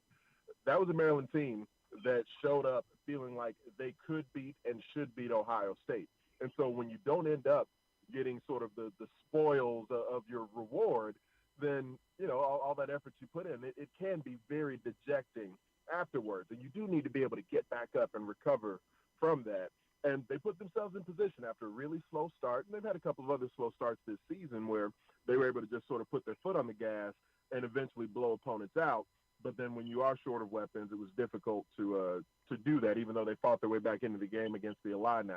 I do think the maturity of the program, the stamina that's necessary, not just the physical stamina, because they were a bit of a mash unit going into that game against Illinois, but the mental and emotional stamina. That's where I think Talia Tagovailoa, Jayshon Jones, players like that who've been around the block with this program a lot, they've got to make sure that they step forward and have everyone on task. And it frankly sounds like it was a bit of a feisty practice week as well, which, in my experience, that tends to be a good sign that a team's got a bad taste in their mouth and that they're ready to get back onto the field against an opposite colored jersey and put a good performance out there. So I'm eager to see what they're going to look like. I realize that by asking this, I'm probably opening up a can of worms that could lead to a 6-hour-long conversation, and that's not what I'm looking to do. But I mean, we'd be remiss, obviously, that the biggest story in the Big Ten is what's going on at Michigan. Anthony, I don't know what to make of it. It does kind of touch on Maryland a little bit because Josh Gaddis' name comes up in this conversation, and Mike Locksley was dismissive of it, said, hey, that's a Michigan problem, that's not a Maryland problem. What do you make of all of this? I feel like there have been a lot of people within the sport who have said dude, it's sign stealing. Everybody does that. It's what it is. There are other people that want to compare it to the Houston Astros from a couple years ago. Is it as significant as we think it might be? How do we even talk about the Michigan situation, Anthony? I do think the allegations are very significant. And yes, there are forms of sign stealing that are either attempted or executed all throughout sports, and certainly in football. Like even the clip that got maybe the most run on social media kind of showed from the Ohio State game against Michigan last year, where you could see sort of looking over C.J. Stroud's shoulder, and you could kind of see the Michigan sideline. C.J. Stroud looks over towards the Ohio State sideline, and then you can see all the Michigan sideline players and coaches start to gesticulate. And they're looking at the Buckeye sideline. They're signaling this and that.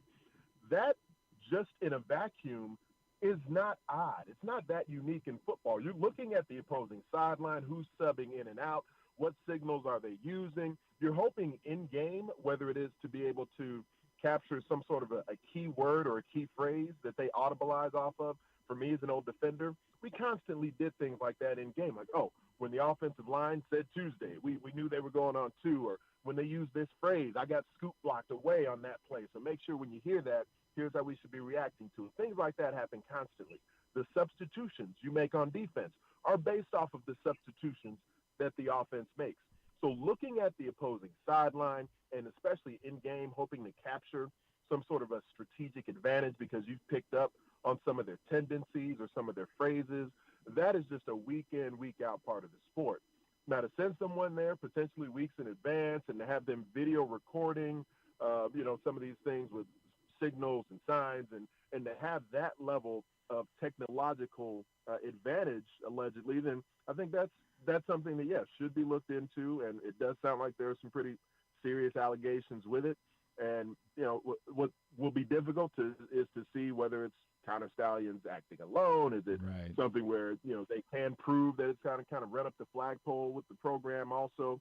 So I don't necessarily know where it goes, but are the allegations serious? Yeah, I do believe they're serious, just like in the National Football League, how everything went down with Spygate. In the end, Deion Sanders even alluded to this the other day. No matter what route the guy's going to run, you still got to cover him. No matter what hole the running back is going to run through, you still got to get on and off of a block and make a tackle. Right. So it doesn't guarantee you anything, but there are rules to these situations that you want everyone trying to adhere by. Does it make you feel differently about what Michigan's accomplished the last couple of years and getting over the hump with Ohio State and winning the Big Ten and do you feel at all differently about it knowing what we know now? Not yet, because I really don't feel like we know everything yet. But I'm eager to find out more. I'm certainly curious to where things end up going from here. But no, I'm not at the point yet where I would say I put what Michigan has accomplished over the last couple of seasons into some sort of a different category. Aiden Hutchinson is one of the all-time Big Ten great defensive linemen. Blake Corum, Hassan Haskins. Some of these key figures in helping them to overcome Ohio State in recent seasons. These are exceptional football players who did big things.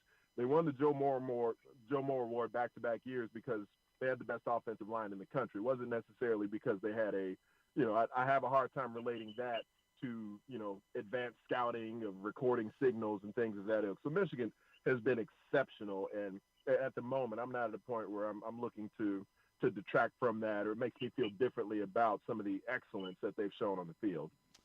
Big Ant Herron on Twitter is how you follow him. Tomorrow, noon, Big Ten Network, Maryland-Northwestern, as the Terps try to get right. It'll be an important one for them tomorrow. Anthony Herron, always appreciate you, man. Thank you so much for taking a couple of minutes for us today.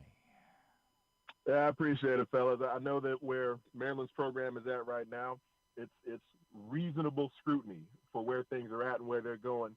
Think about in-state college, man. James Franklin has been there for a decade with Penn State. They just came off another tough loss, too. Like, winning games is difficult. Beating the very best teams in the country is exceptionally difficult, too.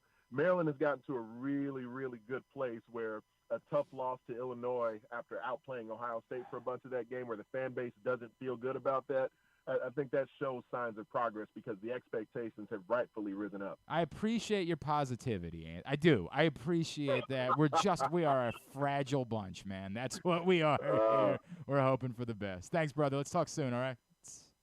All right, fellas, I appreciate you. Anthony Herron with us here on GCR. Yeah, that was a brutal. I mean, and I appreciate Ant not trying to sugarcoat it. Right. That was a brutal, terrible, brutal loss Terrible.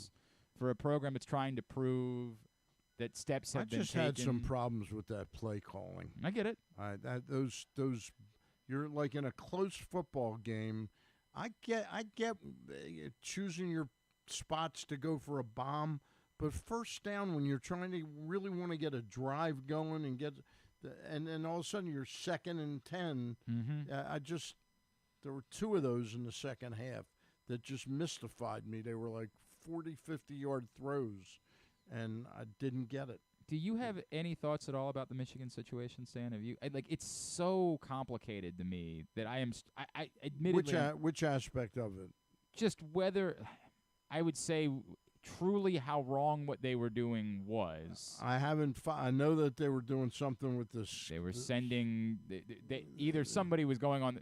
They were doing it. What do we? Yeah, we have right. They were sending someone out to advance sign steal. Oh, advance sign steal, so they could use sign. Right, and then we have video of them literally having like a clipboard of here's what to look for in each game. If you see this sign, that's what they're trying to do there. And it's this sort of gray area because it's sort of what I said about the Astros. I get it. I know that what the Astros did was beyond what was supposed to happen, but we also have this sort of wink, wink, nudge, nudge thing that goes on when it comes to sign stealing, and I don't know what to make of it. I don't know how to feel about Michigan. I do think that if you have a rule, you have to enforce it, and if everybody in that program is going to fall on the sword for Jim Harbaugh, right? Like every person. Are they making some low-level guy to right now? Throwing him under the bus? So far, that's the guy that's being thrown under the bus. Like he came up with the idea of doing it. But they're going to continue to investigate. The report last night is that so far their investigation has not been able to tie Jim Harbaugh to it. Like Jim Harbaugh just, look, wow, you have all these signs. That's weird. I wonder how Rick Pitino never knew that his recruiting people were getting hookers for the players. Exactly right. No, they just 100%. came up with it on their own. Yeah. What do you mean? Now there was a time, and Drew brought I'd like this up to be recruited by Rick Pitino. I would have liked to have been recruited by a lot of places, Stan. A lot of places I would have settled for. But Drew brought this up the other day. There was a time within college sports where essentially there would be a rule. Whatever you're doing, do not let the head coach find. He knew something was happening. Right. But I don't want to know what because it allowed for plausible deniability. Right. So you go out and do whatever you want to do, and that way when the investigators come in, the head coach can always say, I didn't know. I didn't know. Now, is it absurd? Of course it's absurd. They knew something, but they just might not have known the details of what was going on. Right. That it was a blonde, that Joe Blow was getting a blonde. Yes, thank you. Glenn Clark was getting a redhead. A brunette, the whole thing. We had orders, right? And we put in our order on a Friday night. Yeah. And they walked in. They said, hey, what do you guys want for lunch tomorrow? And everybody knew what we were talking about. I say that because the NCAA's rules state that he didn't have to know.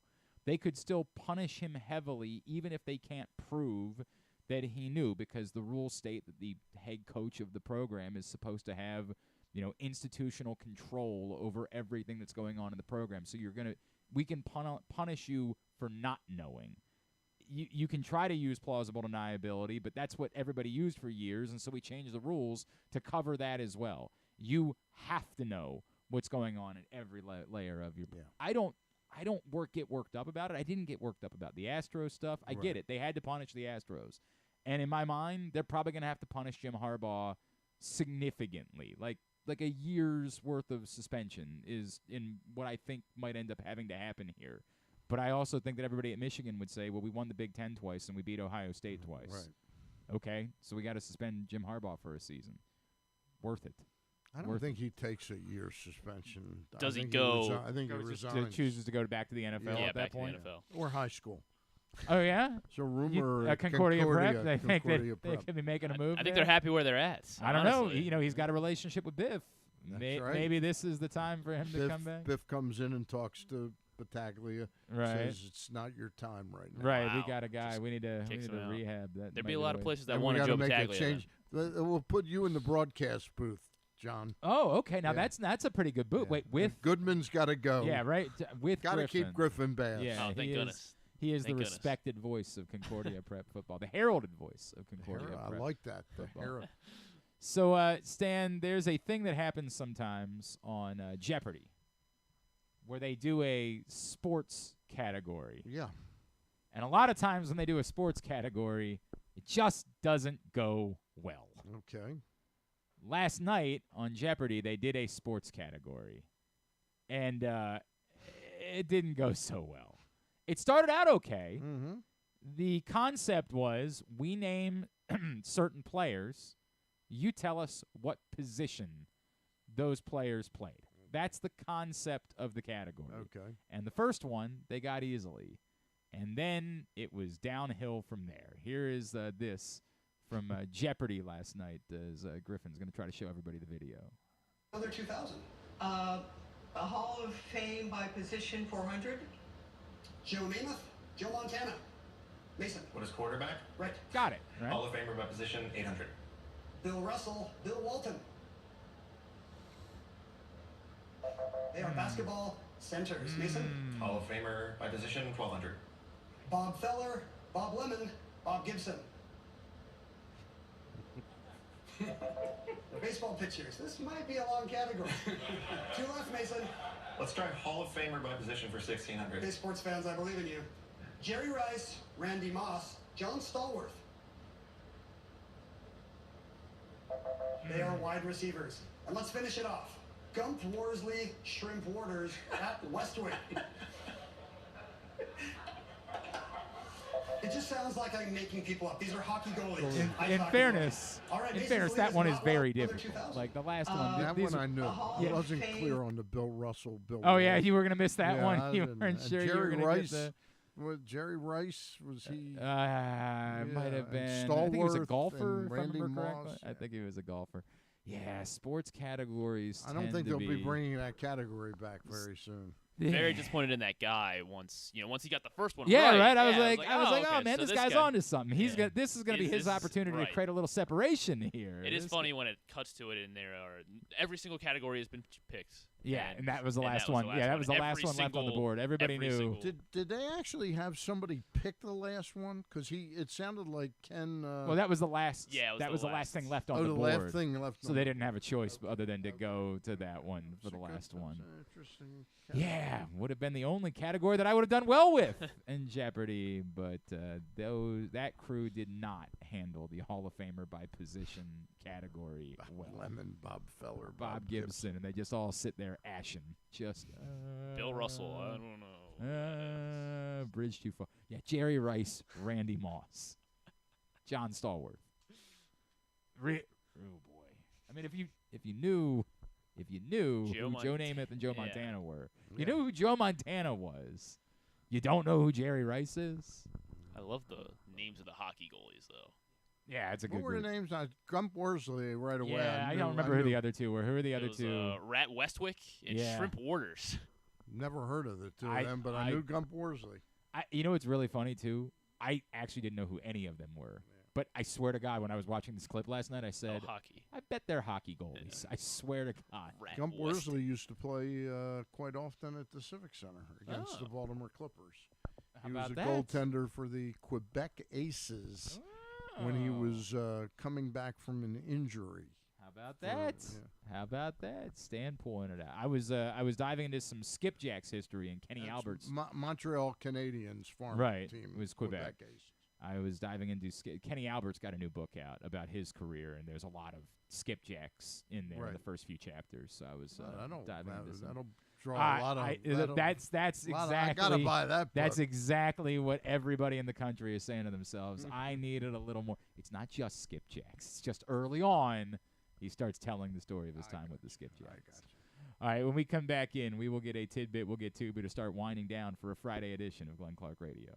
The latest edition of PressBox is available now. On the cover, Todd Karpovich profiles the Orioles' survivors, Anthony Santander, Austin Hayes, Cedric Mullins, and Ryan Mountcastle, who all came from the previous regime but stuck through tough times to be key pieces in guiding the franchise back to prominence. Also inside, we remember the iconic Brooks Robinson with tributes from Jim Henneman and myself, Stan the Fan Charles, and a trip down memory lane to remember the most significant moments of his career. Plus, we meet players from college basketball programs around the state. PressBox is available for free at over 500 area locations, including 60 Royal Farm stores, and you can always find the entire edition, as well as the best daily coverage of the Orioles, Ravens, and Terps at PressBoxOnline.com.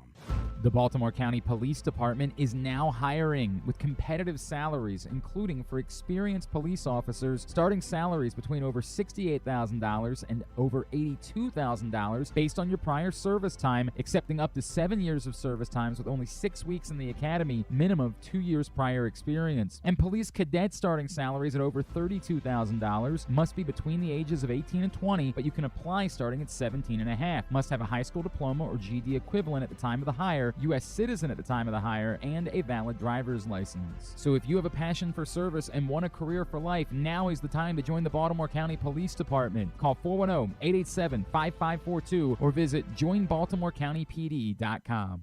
Gambling can be a fun and entertaining experience, but there are risks involved. If you're planning on betting on the game at the casino or on your phone or computer, know your limit, stay within it. Set a budget and a time to stop. Remember, gambling isn't a financial solution, and it doesn't mix well with alcohol or drugs. Know the risks and have a plan before you begin gambling. For free and confidential services, call 1-800-GAMBLER 24/7 or go to helpmygamblingproblem.org. Picking a restaurant to try for the first time? Let's look at the Costas Inn. Here's a few checklist items. Quality of the food? Check. Quality of service? Check. Does restaurant have plenty of free parking? Check. And finally, does restaurant have delicious steamed crabs, crab cakes, crab soup, and specials galore? Check, check, check. Costas Inn, 4100 North Point Boulevard. They check all the boxes. 6 chicken tenders made from fresh, never frozen Royal Farms world-famous chicken, a family-sized order of Western fries, honey mustard dipping sauce, and a 2-liter bottle of Dr. Pepper. It's Royal Farms' new Tucker's Tenders Meal. It's Justin Tucker's favorite, and at only $19.99, it'll be your favorite meal, too. The new Tucker's Tenders Meal, available only at Royal Farms. Now you can kick back, relax, and eat like a champion. Real fresh, real fast, Royal Farms. Come for a game, stay for everything else. Book an unforgettable fall getaway in Charm City. Enjoy only in Baltimore festivals, mouthwatering eats, and endless entertainment. Treat yourself to a staycation in the heart of downtown, or try one of the city's many charming neighborhood hotels. And don't miss out on packages for free parking, breakfast, and more. Plan your stay at baltimore.org/hotels. Don't forget about Project Game Day after every Ravens game this season. It's kind of like this show, except Rita's also there, so I actually think it's pretty good. But hey, you're already here now, so why don't you go ahead and keep listening to GCR. All right, winding down for a Friday and for the week here on GCR. Griffin, you want to let everybody know what's going on at Live Casino and Hotel Maryland?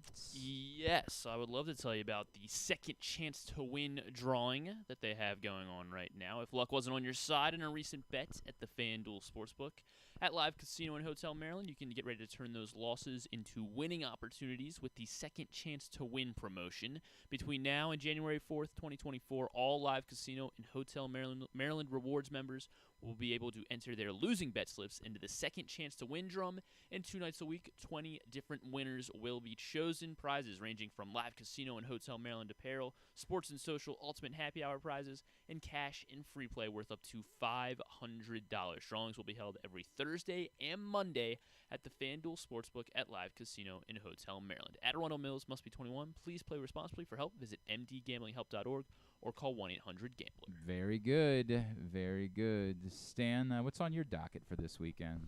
Starting the World Series tonight. I always get together with my cousin, Stuart, and we watch probably 2 of the games together in a World Series. How long have you been doing that? Since the mid-'80s. Wow, that's neat. Yeah, pretty good. Pretty good. So we're looking forward to getting together tonight. I'll watch the Maryland game tomorrow, and of course I'll watch the Raven game on Sunday. So you got it's a home hangout. hang a out home, it's weekend. a home thing. I like Just that. enjoying the walking weather. Yeah, I it finally is. got a little bit of my Achilles problem behind me. Been battling it for like over a year, really, and I didn't realize it had been that long. That's awful. That's awful.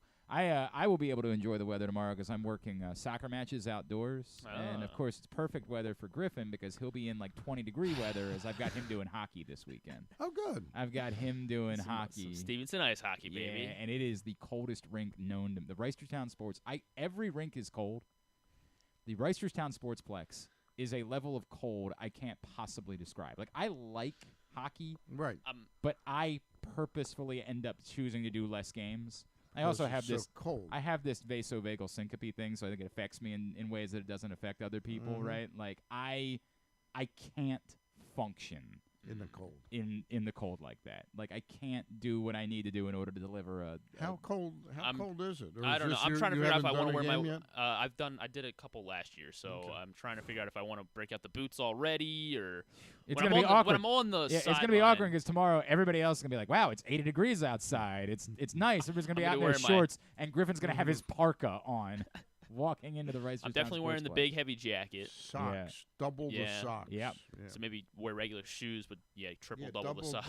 Don't triple, double. Just double double. socks. It is It's, cold in there, man. yeah, it is. It is cold. Probably go with the cold, fingerless cold. gloves like I Yeah, normally do. I love yeah, those. It's a good play. I've heard about people who have lost digits, in that In the Reisterstown wow. Sportsplex? Wow. Jesus. Yeah. Wow. The frostbite problem is terrible. Bring That's That's not true. Grant, I think, is legitimately concerned that that's true. Bring a couple. Grant, Isn't Grant his assistant? Yeah. Isn't Grant his producer? My spotter. Bring a Yeah. couple of Bic lighters. With Right. you. They're always good to keep the digits warm. I did the only time in my life that I ever did New Year's Eve in Times Square, which if I can encourage you all to do one thing in your life, Don't. never do New Year's Eve in Times Square. By far and away the dumbest thing I've ever done in my life. But right after How old were you? I know. I was a Was it freshman. last I was year? a freshman in Was it college. last I was a year? freshman in college, and it was right after 9/11, and everybody said nobody's going to go to Times Square this year Right, because so- there was still a lot of terror concerns. Right. And so, like somehow we convinced ourselves that like we were good Americans, like we were doing our part by going out for New Year's Eve in Times Square. So some friends of mine and we went up to New York, and we didn't know what we were doing. Our buddy said, You were amateurs. Oh, we were very much amateur. And our buddy said, look, we can sneak in a couple of, flasks or whatever. But we'll go. We got to get. If you want to see the ball drop, you got to get there early enough to get a spot. Well, as it turns out, again, there was the smallest crowd they've ever had in Times Square that year. Right. We get there at like 4:00, and there's nothing to do. You got there for like 8 hours. 8 hours. You're just standing there like Cold. a-holes, miserable. And we had packed in. We had bought like 100 little those hand warmers. Right. And we're like shoving them down our pants and things like that. We're just idiots in the effing cold with nothing to do, and you can't leave. They lock you in this 1 block radius, and if you leave, you can't get back. Like if you leave, you gotta good luck to you. And so in that 1 block, there is like one pizza shop, and it's got the longest line in the history of humanity to try to get. It sucked. When are you going back? Never. When we first started dating, my buddy, my childhood best friend lives in Brooklyn, and he asked. You dated your best friend? Yes, correct, and he's very. That's what I hot. got too. He's Yeah. very good looking. No, he invited my now wife, and I to come up to New York for New Year's Eve. Now I knew because he was with us the first time. We weren't going to Times Square. We were just going up to Just going to spend New York, spend the night with friends. Watch it on TV. from the Like warmth of normal your- people would. So I guess Mrs. Clark didn't understand that. Right. So we got up there, and we went and saw the tree because the tree was still up in Rockefeller Center. So we went into town. Yeah, I got you. And then At like 2 o'clock. when the crowd and started 4 coming o'clock in, you left. we said, now it's time for us to depart and go do anything else for New Year's Eve. And Mrs. Clark was very confused. Like, we're not going to see the ball drop. And I'm like, if our relationship is going to be built on trust, I need you to trust me right now. You never want to do this. Ever. You might be thinking to yourself every year that you've been watching it on TV, like, I should do that sometime. No. Those people look like they're having a blast. No, they're not. They're miserable. They just all smile because they're on TV. Yep. That's all it is. It sucks. They don't want to admit that night that. Right. What a this was a terrible mistake. decision we made. I have never made a worse decision in my life than spending New Year's Eve. But yes, I got all those. I'm telling you, we probably purchased 100 hand warmers. We went to multiple stores in the days leading up to that. Like, we're gonna be all right, and they were all burnt out by like 7 o'clock. So on top of everything, you still froze. We're still miserable. There were multiple times where we looked at each other. What was the concept behind getting there at 4 o'clock? Okay, so all right, let's just say here. I'll draw a map for you. If the ball is here, right? If this is the building that the ball is on, right? In Times Square, there are buildings. Because there's buildings here. Yeah. Every block, right? They cordon and section off. Okay. And once they section it off, so like some people get there at like 6 a.m. Oh, to be in the main to be section right by up front. the ball. And they keep cording it off every time a section gets filled. Now I understand. So if you want to see the ball, like I can only draw so many blocks here. Which section did you we get were like, at 4? We were like you were already the third section. The third of we were somewhere in this one right here. Not at even 4 a o'clock. particularly good section. No. So if we had gotten there at 6 o'clock or we 8 o'clock, right, even 8:30, we would have been effed. And this was, by the way, the year there was nobody in Times Square because, and it was kind of staggering. We looked up; there were snipers on top of every building in Times Square that year because it was right after 9/11, right? So, if we had gotten there later, we wouldn't have seen the ball drop. So all of those people that you see have been there since noon or whatever. They're in hell. That is hell what they are experiencing right there. I can't suggest anything more strongly than never, ever, ever, ever go to Times Square for New Year's Eve. It stinks. And it was also And the bathroom is... There was one bathroom inside that pizza parlor. Oh, my God. And you couldn't use it unless you bought something. And the line to buy something was 100 people deep because it was the only pizza parlor in the block where you could eat. Where you could get food. So, by the way, I also didn't want to drink. Like, everybody's like, oh, we got these flasks. I'm like, yeah, but where are we going to pee? Right back into the You wanna know the flask. truth? That's a diaper night.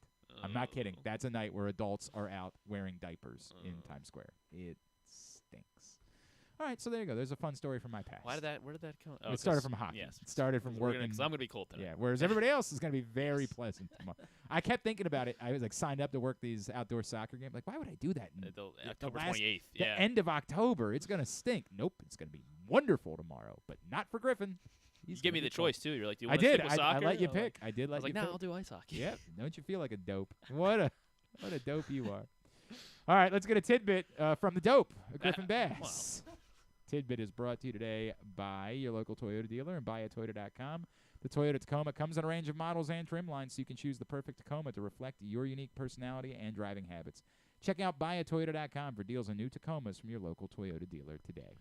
The man of the hour, the day, I guess, Nathan Eovaldi. He will start Game 1 tonight of the World Series, and he is currently 4-0 in the playoffs this postseason. Had to rub it in. Yeah, well, I'm not trying to rub it in. I'm just really trying to point this out. You know, he would become the first pitcher ever to win each of his first 5 starts if he records the win tonight with the Rangers. He would be 5-0 to start the postseason, which has never, ever happened. So there's not going to be a long list of people that we have to name. Yeah, right. Not yet, but yeah, right. There'll be something else.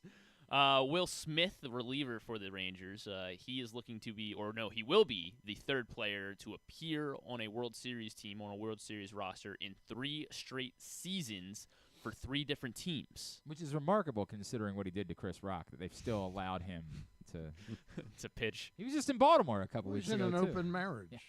Will Smith. I don't even know if it's an open. I don't know if it's really a marriage. So he is the third player to do this. 2 other guys have appeared with 3 different teams in 3 straight World Series. Really? Yes. He would be the first to win if the Rangers do win the World Series. He would be Who were the other 2? One was Atlanta. The other 2 teams that he was on. San Francisco? The Dodgers, right? Yes. No. Yeah. Wait. No, the he Dodgers. wasn't on the Dodgers. He was on the. the other Will Smith was on the Dodgers. Yeah, right. I'm now running. Yeah, I'm letting Will I know, Smith run together. Yes. So he was on the Braves. As we know, those are the 2 Will Smiths in pop teams culture. were he on? Was he on? What team was he on? I don't think he ever pitched for the Dodgers. Who are the other 2 though to do this? The other 2 that have done. You really think that I know this? No, I guess not. He was on the Astros last season. which Oh, I that- did he not was remember. on the Astros, okay. Because it said up here, he may not have. He probably didn't pitch a Right. ton. So it's 3 different teams in 3 different years. 1986 to 1988. This player. So were they a Red Sox or a Met? They were a Red Sox. In What 86. year was it? I'm sorry. 86 to 88. He appeared in the World Series with. 88. So 86 was the. Yeah, we Reds- said it was a Red Mets, Sox. In 86, Mets won he the said it was. series. They were on the 86 Red Sox. He won it in Oh, he was 87. on the- Wait a minute. The Red Sox didn't win the World Yeah, but Series. he didn't have to win. They just had to play in the World Series. 3 World Series in a row. He won it in 87 with the Twins, and then in 88 with the A's. 86 Red Sox, 87 Twins, 88 A's. Got to be a obscure relief pitcher. You would think. He's not too obscure. I mean, is it a relief pitcher? He was a pitcher. I think he was. What position was he? Roger. No, he was a Clemens. he was a position player. He was a position player. Yeah, played Took a you little that bit long everywhere. to- Yeah, I know. Sorry, I'll just give it to you. I don't know. If Stan can't get it, I don't think I'm coming up with Don it. Baylor. Don Baylor. Don Baylor. I didn't realize he was on all those teams. Yeah. He was and on the Red second one. Sox.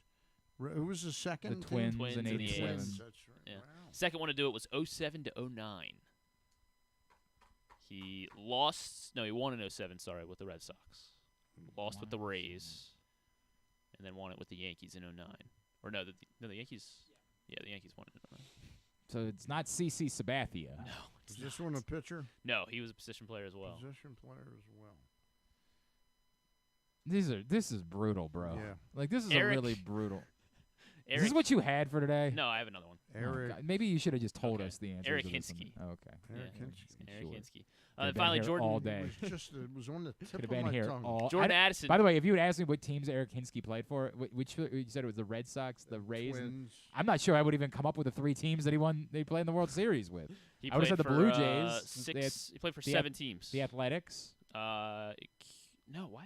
I thought he played for the A's too. No, really? he didn't play for the He Athletics. didn't play for the A's. Who have I maybe I confused him with Eric Chavez. Yeah, maybe that might I'm- be it. Hinsky was the Blue Just watched Jays. Moneyball last night too. It was pretty. All right, whatever. great We move on. Yeah, what, Blue Jays. What do you have? What do you actually have? What Jordan we can get? Addison has 6 touchdowns during his rookie campaign. Okay. Maryland native, Jordan Addison. Yeah, Frederick or Chasing something, somewhere out there. Yeah, right? Frederick. Yeah. Yes. And he is looking to become the 8th player since 1998 with 10 receiving touchdowns as a rookie. Can you name the other 7 rookies since 1998?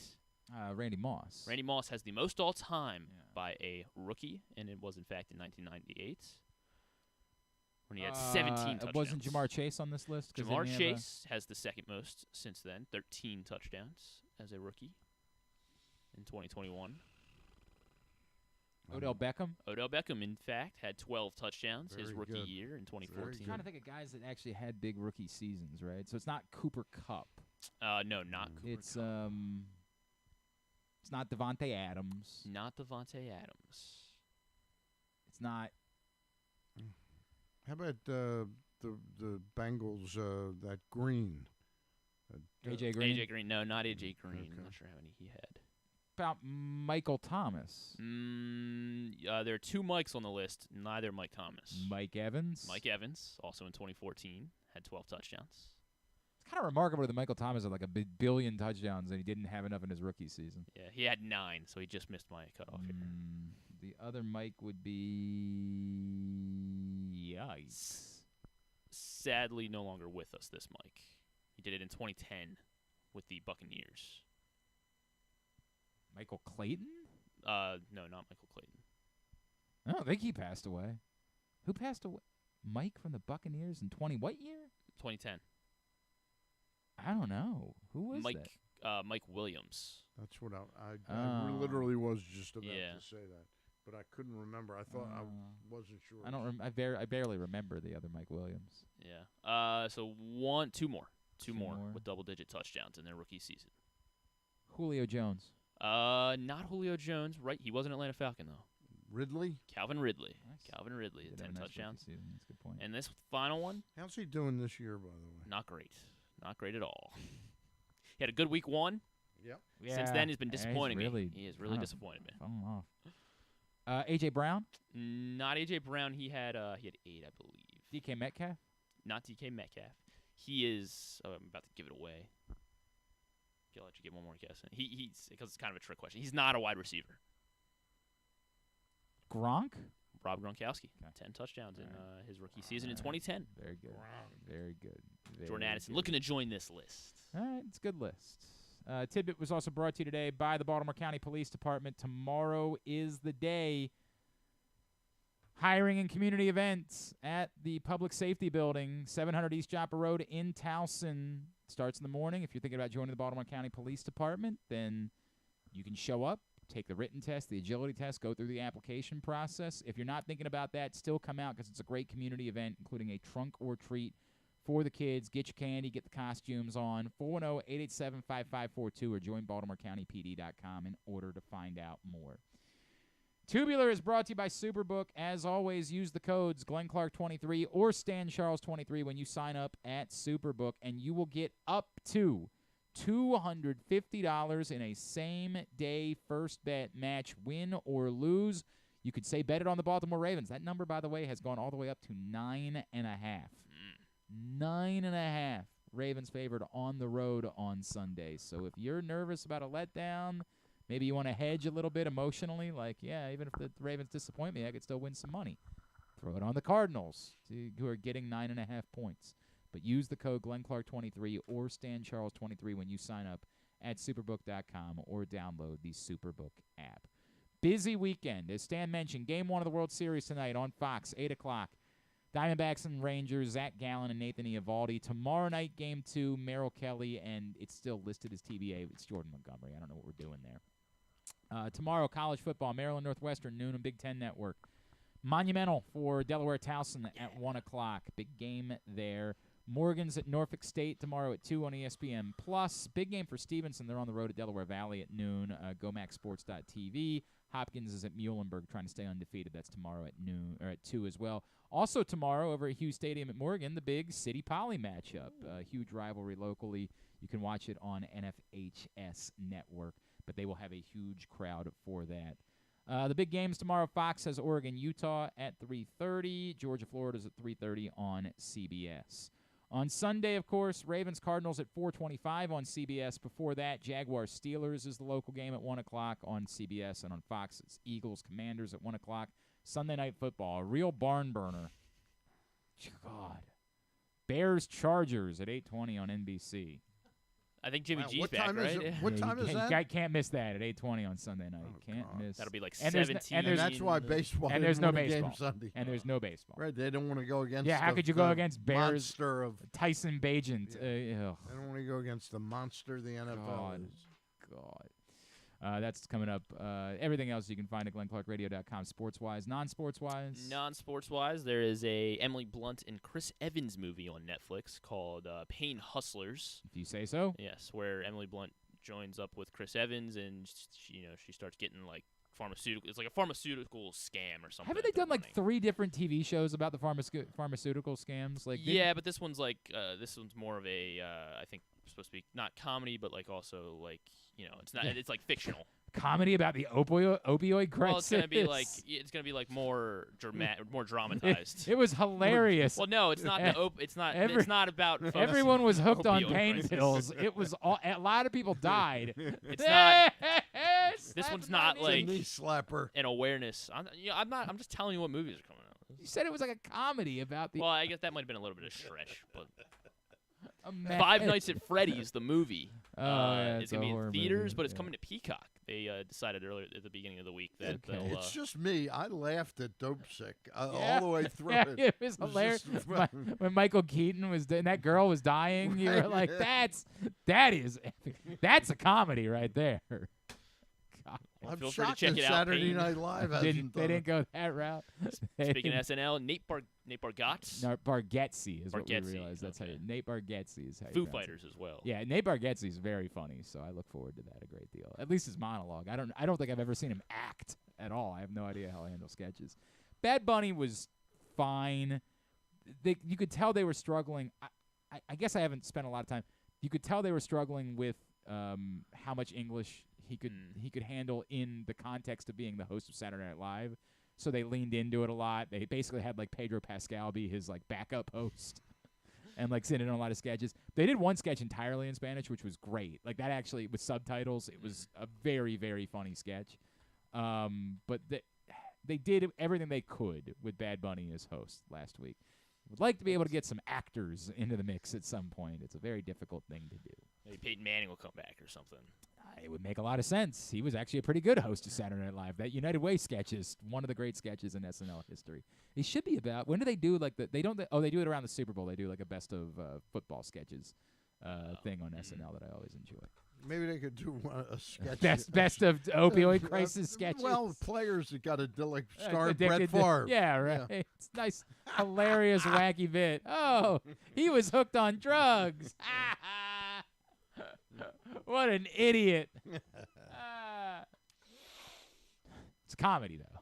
That's what we can look listen, for. I'm just telling you the news. The movies are out. This is the movie on Netflix. It's a movie that you can watch this weekend. Did you watch the movie I gave you, Flora and Son? Oh, with the Habano's daughter? No, yeah. I gotta do that this week. I gotta do that. Telling you, you'll be a hero All right. in the all right. in the household. All right, with the wife. That's really a great movie. that's Bono's daughter, Flora and Son. Eve Hewson. Hewson. I only this. Just you know, Levitt. I'm really glad that you brought it up though, because at trivia this week, and I would have gotten it because they asked, the question was name the band that these people are in, and the first name was Paul Hewson, and I had just thought of it. Now I would have gotten it from Adam Clayton and Larry Mullen because like they use their real names, but I at first was like, I know who that is now. Was that in Jeopardy as well? Didn't we learn that John Colson has Bono's phone number? Didn't we learn that at some point? Yeah, dude, that is true. Really weird world. Very weird world. Let's call that number right now. Yeah, let's just see. Maybe he'll pick up. You never know. You never know. All right, Stan the Fan, you'll be on with boys tomorrow morning? Yep. On the Bat Around. Yep. Zach and Paul tomorrow, 10 to noon, talking baseball with you. That's what I'll be doing. And then on Monday, you will be back with 4:30 with Ross Grimsley. Luke's not going to be happening this week. And I'm going to try to hook up with Rick Dempsey to talk a little bit about his new venture with Baseball Warehouse. Very cool. Appreciate you. Good to see you as always, All right, sir. Good to see you. Thanks today to Anthony Herron from Big Ten Network. Thanks to Bo Smolka. Thanks to David Murphy, Rangers color analyst. We'll get all that up in the greatest hits section of the Oh my God, it's so good. at Glenn Clark, tab at glennclarkradio.com. Anything on Monday? Stuff and things. We'll have a Project Game Day Cardinals Sunday. Ravens game to Sure, talk about. we'll talk about that. Project Game Day, of course, on Sunday. Join us for that. Thanks to everybody at PressBox, all of our great sponsors and partners, including Live Casino and Hotel, the Maryland 5-Star, A.J. Michaels, the Baltimore County Police Department, Royal Farms, Costa Sin, Superbook Sports, Harford County, your local Toyota dealer, buyatoyota.com. Thanks to Griffin at Griffin_Bass. Thanks to Grant, who will be in with me next Friday. Good job, buddy. You okay? You going to be all right? We'll be ready. All right. Very good. Look forward to that. Have a great weekend. Go Ravens. Go Maryland. Go Towson. Go Morgan. Duke sucks. Have a